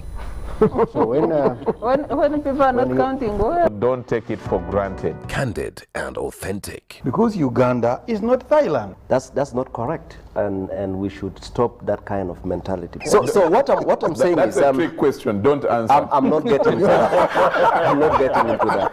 Tell him you speak low. I think that's where we are beginning to have a problem. I think what is going to kill the parish model are all the misconceptions on how it's supposed to run. I know that the Prime Minister is listening.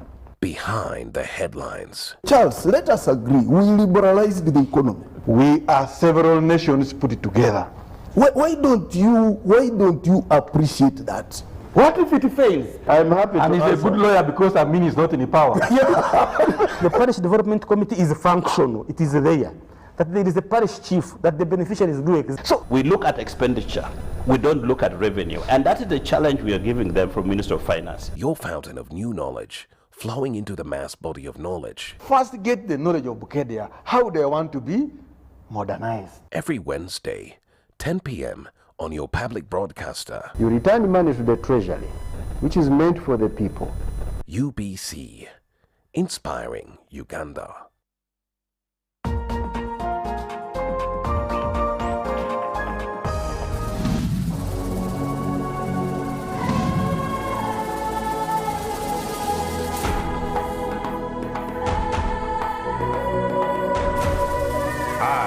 The quest, giver of life, Alpha without Omega.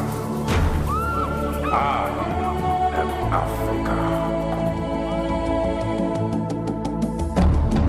Hail to Uganda, the Pearl of Africa, a land with the world's most beautiful, captivating features. Hills, mountains and valleys, the enigmatic animal species in the wild. A land where Africa is condensed into one small country with authentic endowments of nature and perfect safari. Uganda, the Pearl of Africa, is without the crowds with abundant primates, wildlife and stunning scenery. Uganda, the Pearl of Africa, takes you beyond the guidebooks, the known features, and gives you the insights unmatched. Keep it UBC TV, where we inspire Uganda with authentic beauty and nature of our motherland. Uganda, the Pearl of Africa. Discover the fountain.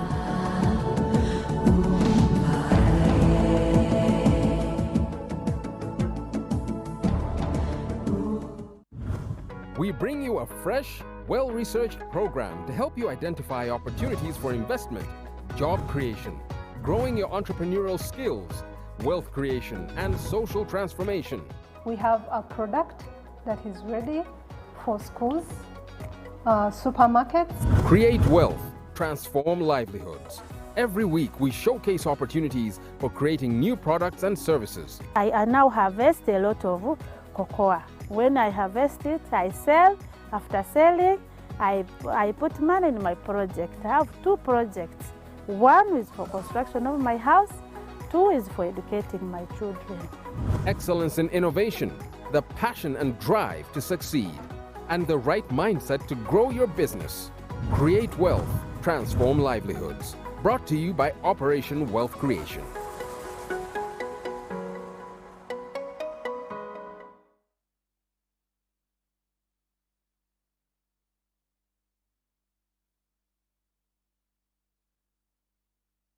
The Tales of Kasozi, brought to you by Uganda Communications Commission.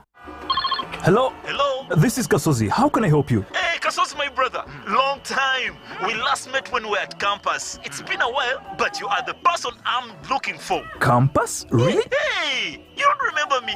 Okay, so how can I help you? I'm stuck in Gulu making millions and I need to urgently send money to my sick mother. But I can't find any mobile money agent near me. I've sent the money to your phone, as you can see the message. It might take a few minutes to come through, but I urgently need you to send the money to my mother. Let me send you her number and you send it to her chap. My friend, I'm afraid your mom is going to die. What? Because I don't know you, I never went to campus, and I'm also in Gulu. So can we meet at CPS, we talk about it? Stay tuned for what Kasozi does next. Tofera. Refrain from unnecessary engagement with strangers over the phone. This message is powered by the Uganda Communications Commission.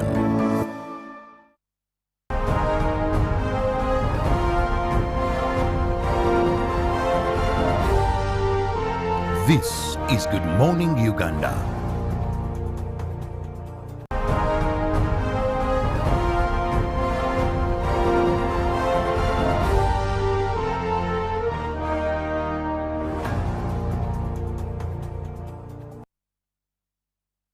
Thank you for keeping it with us on Good Morning Uganda. In case you've just joined, this is our daily morning show from 6:30. We're here till the hour of 9 just to ensure that we are updating you with what is happening internationally, but also locally, so that you're aware when you choose to make that wise decision by starting your day with us on Good Morning Uganda. I'm Robert Kirabo, Nyonyintono. And what we do in this segment is we bring an issue of national concern and we discuss it. Now, I'm with Felix in NKUNDA, and we hope, if time allows, we'll be joined by the spokesperson or PRO of the examination body, that is Uganda National Examination Board, UNEB, will be joining us on set, and the executive director, but we hope time allows that. Well, Felix, last week, that is the examination body released the timetable for 2020 candidates. And what is interesting is that on the 14th of October, 2022, on 14th of October, we shall have UCE, that is Senior 4, begin their exams. That is on the 14th of October, and they'll run until the 18th of November. So Senior 4 candidates, you begin on 14th up to the 18th. P7 from the 7th of November till the 9th of November. Those are 2 days usually. And then we have UACE. The exams will begin on, that is the 18th of November, and they will run to the 19th of December. So now it is sure you know when you're starting your exams. But also, interestingly, we have 1,280,172 candidates that were registered for this year's final exam, an increase of 7.7. When we try to break these statistics a bit more, PLE we have 749,809 registered candidates.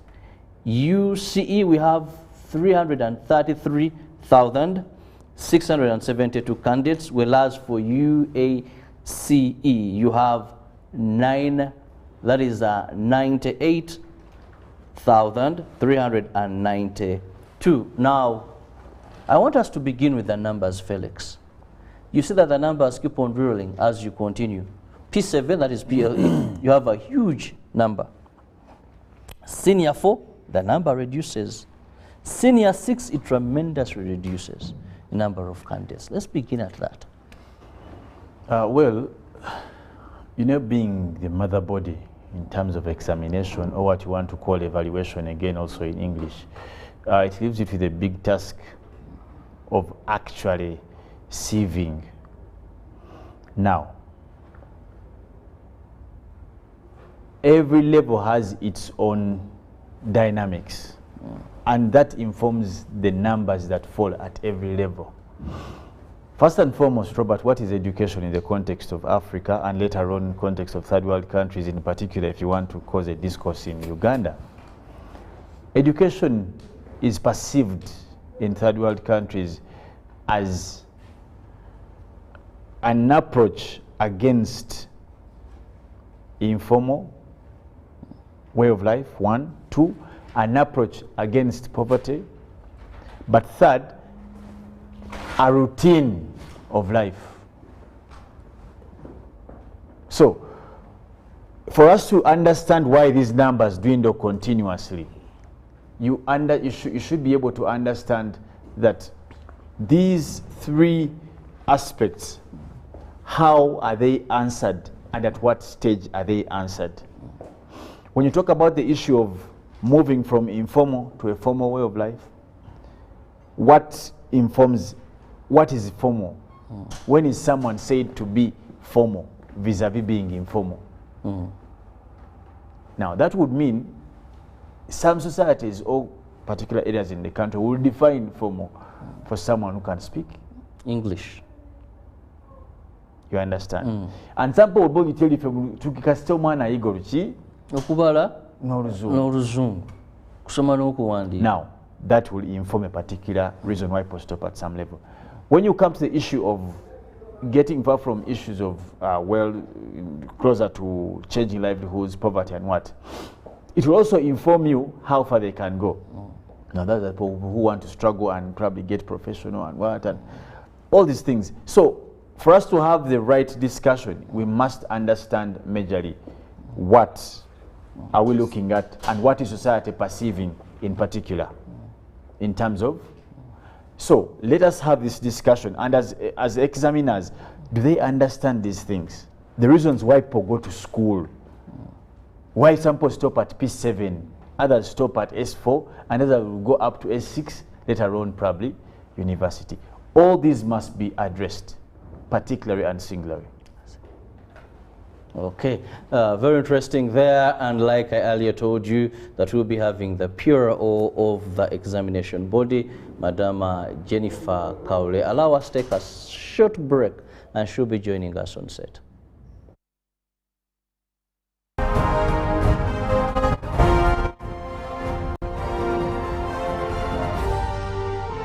This is Good Morning Uganda. We bring you a fresh, well-researched program to help you identify opportunities for investment, job creation, growing your entrepreneurial skills, wealth creation, and social transformation. We have a product that is ready for schools, supermarkets. Create wealth, transform livelihoods. Every week, we showcase opportunities for creating new products and services. I now harvest a lot of cocoa. When I harvest it, I sell. After selling, I put money in my project. I have 2 projects. 1 is for construction of my house, 2 is for educating my children. Excellence in innovation, the passion and drive to succeed, and the right mindset to grow your business. Create wealth, transform livelihoods. Brought to you by Operation Wealth Creation.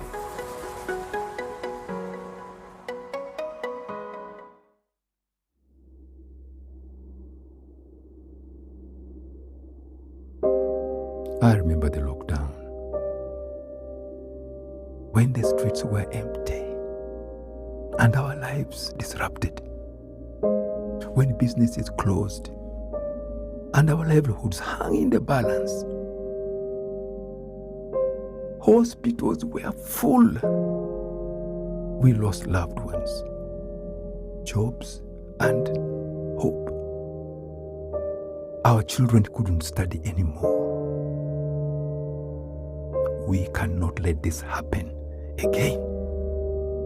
We should not go back.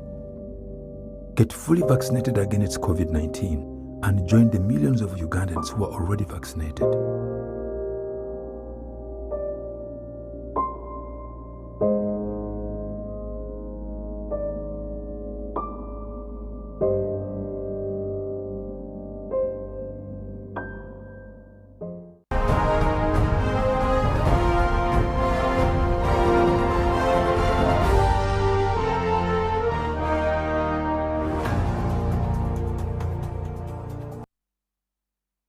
Once again, thank you for keeping it with us here on UBC TV. Like I told you, we are now joined by the Public Relations Officer, Uganda National Examination Board, UNEB. And we are looking at the Uganda National Examination Board final exams for the different 3 categories that we know, that is Primary 7, Senior 4, and Senior 6, where this is the body in charge of organizing these exams.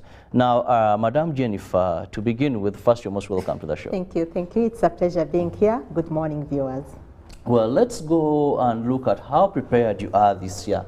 Most so looking at a number, we've seen an increment of candidates. When you look, we compare this year, we're going to be having about 1,280,172. That is about 7.7% an increment. How prepared is UNEB to ensure that we have these examinations smoothly in all these centers that are registered? Thank you so much. And once again, we want to say a very big thank you to all the parents, the teachers out there who have done whatever it takes to make sure that they register these candidates, the reason why we have these big numbers. And as a board, we are prepared for these examinations and for the candidates, because we were anticipating it, because we knew we had a gap. We did not have candidates for 2021. So we actually were expecting double the numbers. And at PLE, we've had really a very high increase. UCE a high increase, and slightly a decrease actually in UCE, and unfortunately, really. But as a board, we are prepared to conduct these examinations. We had to expand centers, some of our centers. Usually we accredit new centers once or twice. This time we had to accredit new centers 3 times, in November, in February, and in March. So when you have centers which need expansion because of increased candidature, we did give them the opportunity, we did assess them. And then we had new centers which came on board. So that is the reason why we had to take quite some time. And we've been registering candidates since February at the beginning of this year. Usually we register for about 2 or 3 months, but this time we had to do it for about 6 months. And everything is in place. Okay, now to what's here coming. Expanded centers, registered new centers. Clarify, let us better understand. What do you mean by expanding a center? Okay, when you register an examination center, we have a maximum number of candidature. For instance, you're supposed to take on about 150 candidates or 200 candidates. However, due to the increase, you may say now I need to seat maybe 300 candidates. And there are some facilities we look out for. So our teams have to go out there and establish how many centers are able to expand. They apply, you let us know. And then our teams come and validate and expand and establish, do you have enough space? Do you have the facilities? If it's a UCE center or a USCE, the laboratory facilities, the equipment, the space. Remember, we have to do the social distancing is still on. So we have to make sure, if the candidates are going to sit at 2.5 a distance, can you sit all of them? Do you have enough space, basically? Is the lighting enough? Do you have enough teachers? And then we also have to look at the invigilators who are going to come and do the invigilation. And on our side, we also have to look at the scouts. And we have also, right now, we are training new examiners to make sure that we are able to accommodate the new, the bigger number of the candidates. So we are trying to look at always, it's an all-round preparation exercise. Let's look at one of the areas where parents and students have been cheated. UNEB, you accredit examination centers. So say if UBC was a school, then it applies and gets a center. But we also know that schools can teach all levels, yet they don't have examination centers. Now what happens, these students are registered in another school that has an examination center. Now this is where we see some missing out. How have you guarded against this time around? because school X teaches up to senior 4. But children are not going to sit exams there. So money is gotten from them and they are going to be taken to another center. Let's begin. So what safeguards are there to ensure that these children really are registered rather than crying foul at the last minute when they are told, well, we can't have you here. Your headmaster, your headmistress didn't deliver the money. Thank you so much. First and foremost, those schools, yes, it is possible to have a school given and recognized by the Ministry of Education, and you do not have a UNEP center number. Reason being, the UNEP center number, there are some specifications that we look out for. So we always encourage the parents to find out, does your school have a UNEP center number? In case they do not have a UNEP center number, can you find out from the neighborhood? Can you find out from the school, where are the candidates going to sit from? And it's okay, we allow that because we know not all of them are able to sit candidates. And because they are accredited by the Ministry of Education, we go ahead and we allow them to register candidates in the neighborhood. And in this case, we work closely with the district authorities, district inspectors of schools, municipal inspectors of schools, city municipal inspectors of schools, to make sure that they accredit them and establish that, at this center, we are going to have candidates from these schools. We are going to have a number of candidates sitting in this place. Some of them actually do not even have the facilities or the space to sit the candidates, so they are actually forced to go and sit from a neighboring facility. In the case of primary schools, actually it's allowed. You may find that at one the school has a center number, but doesn't have it's not going to be a sitting center. So at one school, you find that we are going to have 3 or 4 centers sitting from there, simply because they are the ones which have the facilities. And the district officials help us in all this. They do the assessment. Doesn't this sound like confusion? No, it's not confusion. They know it. They know it. As long as they know it's a critical. So you have candidates from about 3 schools sitting in one school. Yes, but everybody has their own centers, and we identify them. They have their own identification. They use their own uniforms. It is very clear. Like, you can be in this room, it's big. It can sit maybe 200, but then the center has about 100 candidates. And we can get another 100 candidates from another center. So it is allowed, and the scouts go there knowing, and as a board, we know it officially. So the critical thing right now is for the parents and the candidates to confirm status of registration. How do you do this? First and foremost, you can do this using from your phone handset.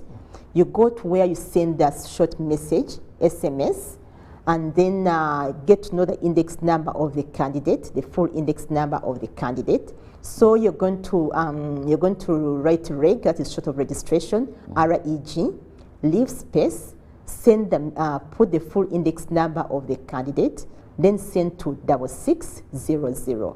That is reg. 6600. Yes, is where to send to. Repeat that process. Okay, go to the SMS message. Get to write REG, that is short of registration, leave space, write the full index number of the candidate, and then send to 6600. You will get a message confirming if the candidate has been registered. You will see the name of the candidate with which the candidate was registered, and there will be the gender of the candidate, if they are female or male. And it will also show you if the candidate is sponsored by the government or is sponsored privately. Why do we do this? Because there are some people who pay privately, and then the schools somehow dupe them and they put them under the government sponsorship. So you're paying privately, and the school registers you as a UPE candidate. So we don't want the parents to be duped.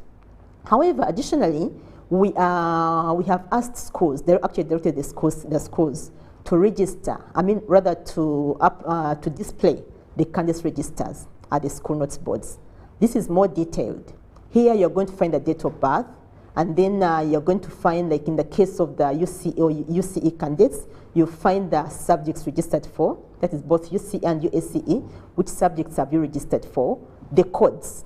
It may be history, fine, but history, which paper are you registering for? So maybe you're registering for history paper 1, paper 2, and then you've been registered for paper 3. So you have to look out for all that and make sure that in case you need to make any amendments, then you let us know. The critical thing, look out for the spelling of names of the candidates. Is it the correct spelling? Look out for the order of names. Jennifer Kalule Musamba and Musamba Jennifer Kalule may be two different people. So as parents, we want to encourage you, especially at PLE level, make sure the order of names is what you want your child to be called. Preferably, it should be the same order as what is on the birth certificate. So that as they go on later in life, the birth certificate, PLE pass slip, UCE and USCE certificates all have the similar order of names. Now, this brings me, we know you have late registration. Is it done and dusted? Is there still room for someone to register right now? Because some parents who are just coming from a harsh time of COVID-19, they may not have been able to get the funds as and when you required them. Let's also first take a look at late registration. Late registration, the window for late registration closed in June. The normal registration was from February to May 31st, and then there was a window for late registration from, for the whole of June to give us time to make our own preparations. And July, we've been making the preparations. August, we are making the display of registers and then ensuring that candidates can confirm their registration status. So I'm afraid as of now, the window for registration has been closed. However, for late registration. However, the reason we are telling parents to confirm and verify if their candidates, their learners have been registered is to leave just for avoidance of doubt.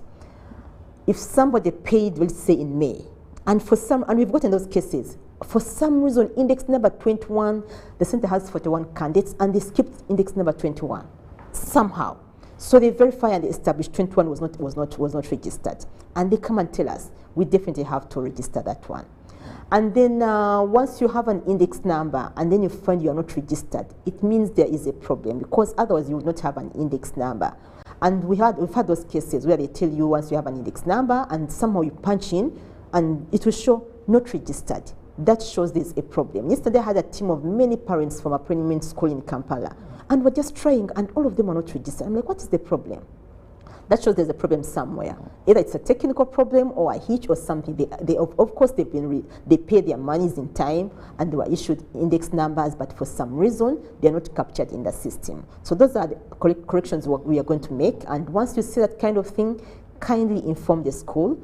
On the portal which every school has access to, there is an amendment form. The schools will inform us that we need to make this kind of correction, and the board will be able to make the corrections. So I want to urge the parents to please do this in time, so we can be able to make those corrections in time. Also look out for the passport photo of the learner. At times they are mismatched. Somebody's photo put on somebody else's name, or even a girl is put on, then they say it's a boy, actually it's a girl, gender, female or male. Kindly look out for all that, because that is what is going to appear on the certificate and on the slip of the candidate. In case the picture resolution is not clear, you can ask the school, they take another picture and send it to us at the board. We shall be able to make the amendments. Well, our viewers, we are looking at the examination UNEB timetable. Simply put it, is out, and beginning the 14th of October, exams will have commenced. Now, Jennifer, usually when exams are out, we have this challenge where UNEB comes out and says we've held exams of about 40 schools, about 2,000 children or students have been affected. And there's always been this question. You have scouts. You have whatever it takes. Where does this, because the parent suffers, the student suffers. UNEB simply says we've cancelled them. I remember one time one prominent school, I think that was Green Hill Academy, they said, but we were undermarked. We can't have a year and you tell us we have all these first grades. We know where we stand, UNEB, we need a remarking. So these problems we get along the way, yet we believe you're in control of the full process. What goes wrong? Thank you. Yes, it's because we are in control of the full process that you see that. You say it's by saying that we have scouts. One of the reasons why those results are withheld, initially it is withheld.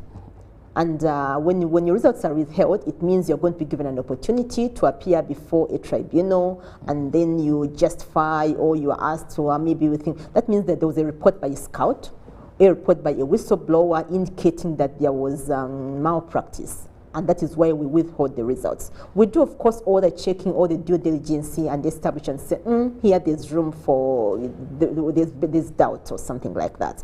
That's why we withhold those results. Some of them, after withholding them, after the process is over, then the candidates and the teachers and even the parents come and attend a tribunal where they have to defend themselves.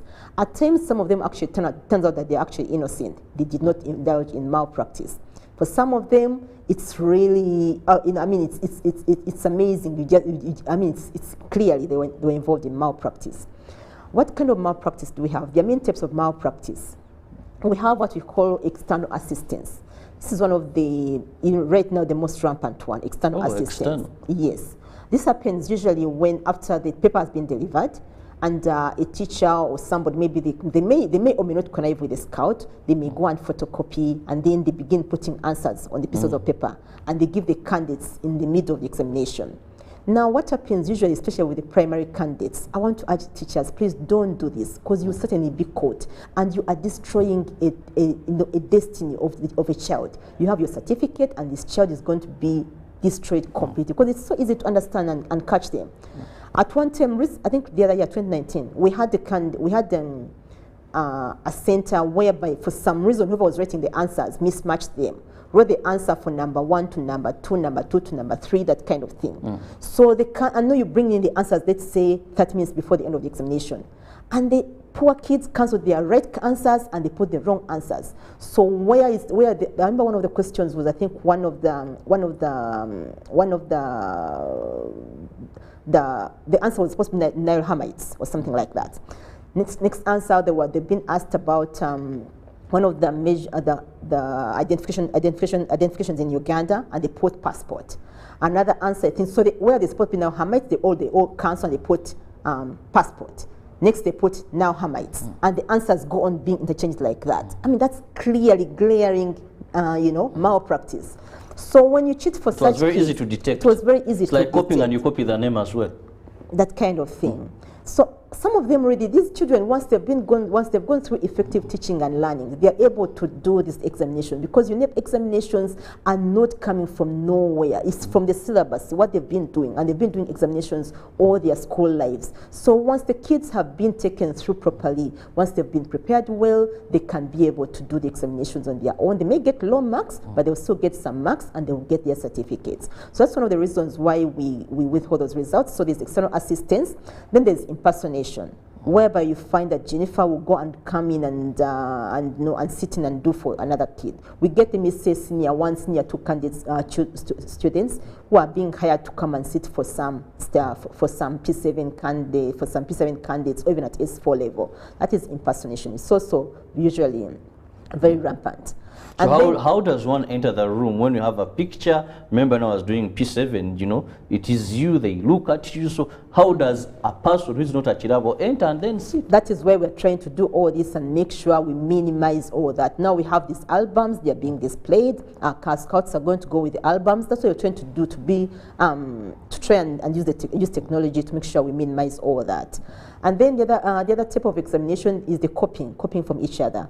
And we want to caution the candidates, whether they've copied from you or you are the one who has copied, both of you are culpable. So each candidate is responsible to securing their paper and make sure nobody copies from you. Because somebody may copy from you, you won't say, Miss, she just copied from me. You have a responsibility to make sure you guard your question paper, your answer sheet, so nobody copies from you.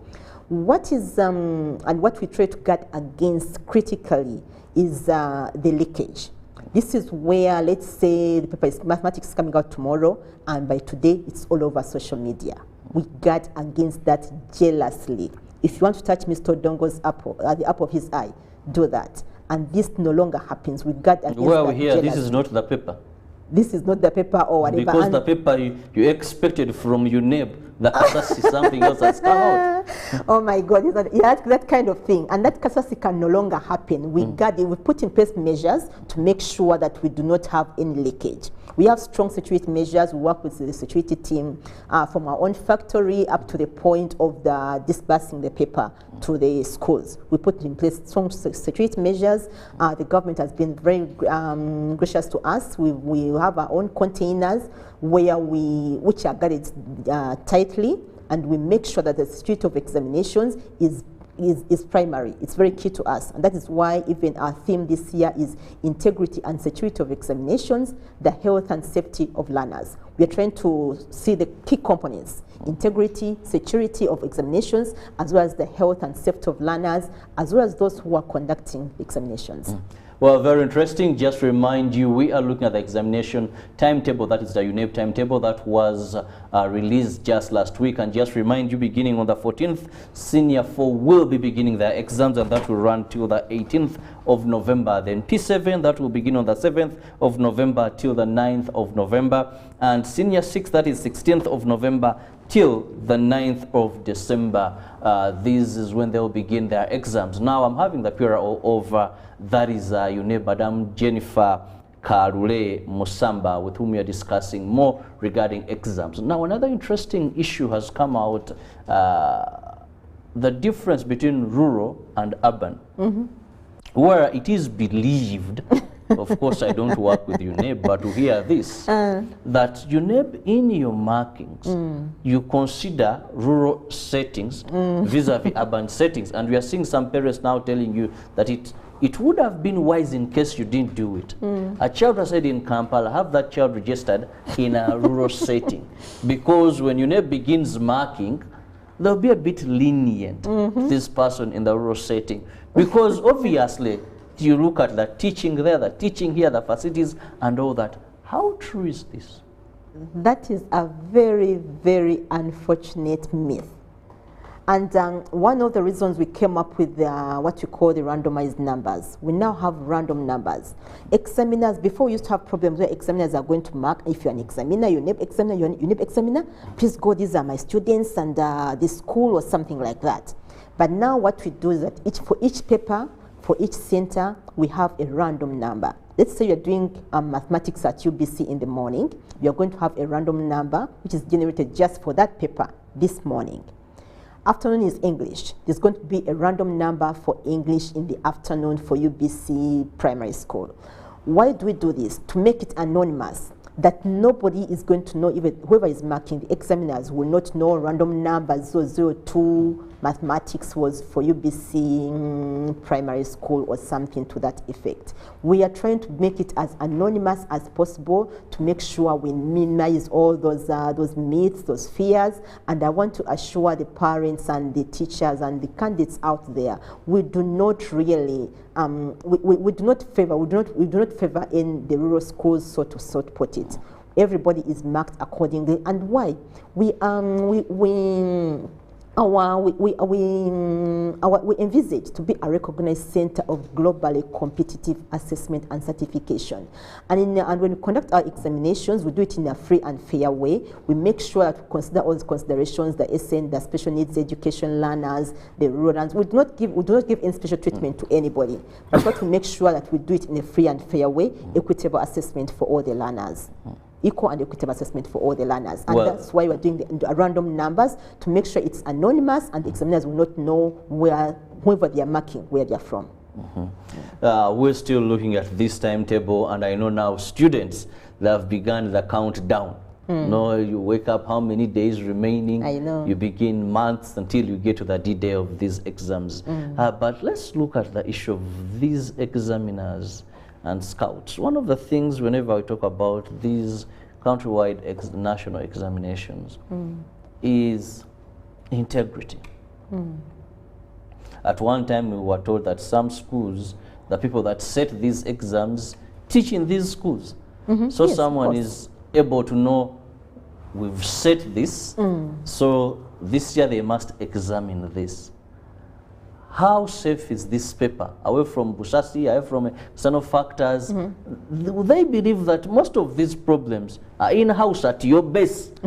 You neighbor, the creators of these problems, and because we've never had maybe serious disciplinary action taken, it all goes back to students' integrity and safety.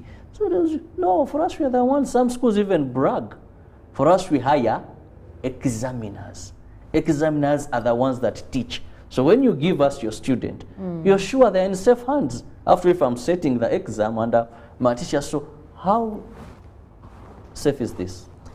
Thank you so much. One thing for sure is that UNEP examiners are highly credible. They are people of integrity. And once you are hired as a UNEP examiner, we take you through some rigorous teaching and training. So to be very honest, UNEP examiners have an additional mark. However, we have what we call a question bank. And a UNEP examiner, much as you may set the question paper, you don't know when it's going to come. Because at the end of the day, it's only like one person who is the executive director, Mr. Odongo, and somebody who is in charge of that paper, maybe the test developer, who are going to know what is going to be said. And what happens is that we have people, what we call, who are incommunicado for 60 days. Right now, we have a team which is in the factory. They're preparing the envelopes, which we are going to be, where we used to pack. We do that in a very secret way. Still, they have to be incommunicado. I'm the one who communicates to your families and find out how is the family doing. Is there anything you need? Do you need any support or something like that? They're incommunicado for 3 weeks, preparing the packing. After that, we get the people who are going to prepare the examinations themselves. They're going to be incommunicado for 65 days. And why? We want to guard jealously this examination. Integrity and security is very key to us. And this is why you've not had, in the last few years, we've not had a paper leakage. We guard against it. This person who is in the factory does not have, you don't even go with a ring or not even a necklace or a watch. Because with technology, anything can happen. And then once you get there, they are jammers. The place is jammed. Once you get in there, even if you sneaked in a phone, you can't access any information. So the only person who can, who knows the executive director, Mr. Dong, is going to go into the bank and select whichever he chooses to select, and then give it to people who are in the factory to do the proofreading, to do the pre-testing and all that, and make sure that the paper comes out finally. On the morning of the examination, on the morning when they are being packed, those people are going to pack everything, put them on trucks which are heavily guarded, and then they are taken to our containers. And at our container, the security measures are also taken. They are about different sets of keys. We may be going together to the same place, the same container. You don't know that I have the key to that container. You still don't know that I have the key to that same container. We agree to meet there, let's say, at whatever time, maybe 8 o'clock or something like that. We open the first set.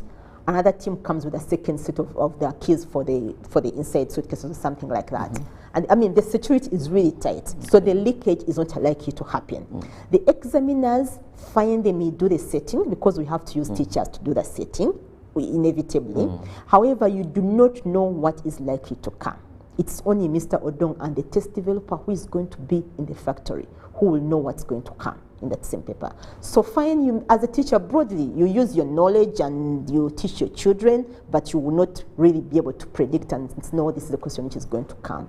What we want to encourage our teachers not to rely on that kind of, trying to say we are going to predict this prediction or something like that. Kindly ensure ensure that teaching and learning effectively takes place. Once effective teaching and learning takes place, you finish the syllabus, the candidates will be able to deliver and they will be able to pass according to the knowledge that the Lord has enabled them to do. So I want to encourage the parents and the teachers, please, don't think of sporting, don't think of malpractice. Let's ensure that in the remaining few days, in the remaining few months, we support these candidates to study, to rest, ensure they are in good health, ensure that they are well prepared. Support them spiritually, morally, encourage them, tell them, yes, you can make it. In case they have a weakness in one subject or another, you still have a time to support them, but whatever it takes, prepare them effectively for the examination. Well, Jennifer, in the interest of time, I'm still enjoying myself when it comes much so to the security of our exams. Let's have your final remarks, and of course that reminder of how a parent, our student knows if they are registered or they are not registered. Okay. Thank you so much, first and foremost to UBC for the opportunity you've given me, and to all our viewers out there, to the candidates, to the parents, who want to say a very big thank you to all of you for giving us the opportunity to assist the learners this year. I want to say a special thank you to the teachers, the examiners, as well as the district officials. You do a very big job for us. We are at the center, but you help us down there. And to the parents, please want to ask you, find some time, go to school, look at the display of the registers displayed there. And we also want to ask the schools to avail a copy to the district officials. So in case anybody wants, even a media person wants to go there, they can access it in, at the district. But even at the school, it should be public. Put it in a conspicuous place, in a visible place at the notes board. Let everybody come and verify and confirm if they've been registered. And in case they are registered, let them verify the correctness of the biodata. In case there's any information which needs to be corrected, we ask you to please go to the amendment form on the portal, inform us what needs to be amended, and we shall do it. Please, we ask the head teachers, the teachers, please be kind to these candidates, to these learners. They're already undergoing enough stress, so don't be harsh to them. If a parent comes and say, I want to change the order of names of my children, don't tell them it was your mistake. At this point in time, we don't want to know who made the mistake, who did not make the mistake. What we want is to make sure we take the corrective measures, and as UNEB, we are ready to make all those corrections. Parents, go to the school and please verify the registers and confirm that that's what you want to appear on your child's a passive or certificate. Alternatively, you can use the SMS option, type REG, leave space, full index number, and then send to 6600. You'll get a short message indicating if your child has been registered. If not registered, you can kindly contact us and let us know so we can be able to rectify the situation. But preferably, first contact the school so they can be able to let us know. In the event that you've not been able to get help over there, then you can always get in touch with us using our toll-free line. Our toll-free line is 08. Okay, let me just give you my number. It's 0772 336 224, 0772 336 224, or 0754 235 413. I'll leave the toll-free line with you and the WhatsApp numbers so the viewers can be able to call us when they get it. Well, I want to thank you so much, Jennifer Karule Musumba. Thank you for your time. Thank you for this informative, relevant information at such a time, because education is a right, but education is the future for anybody.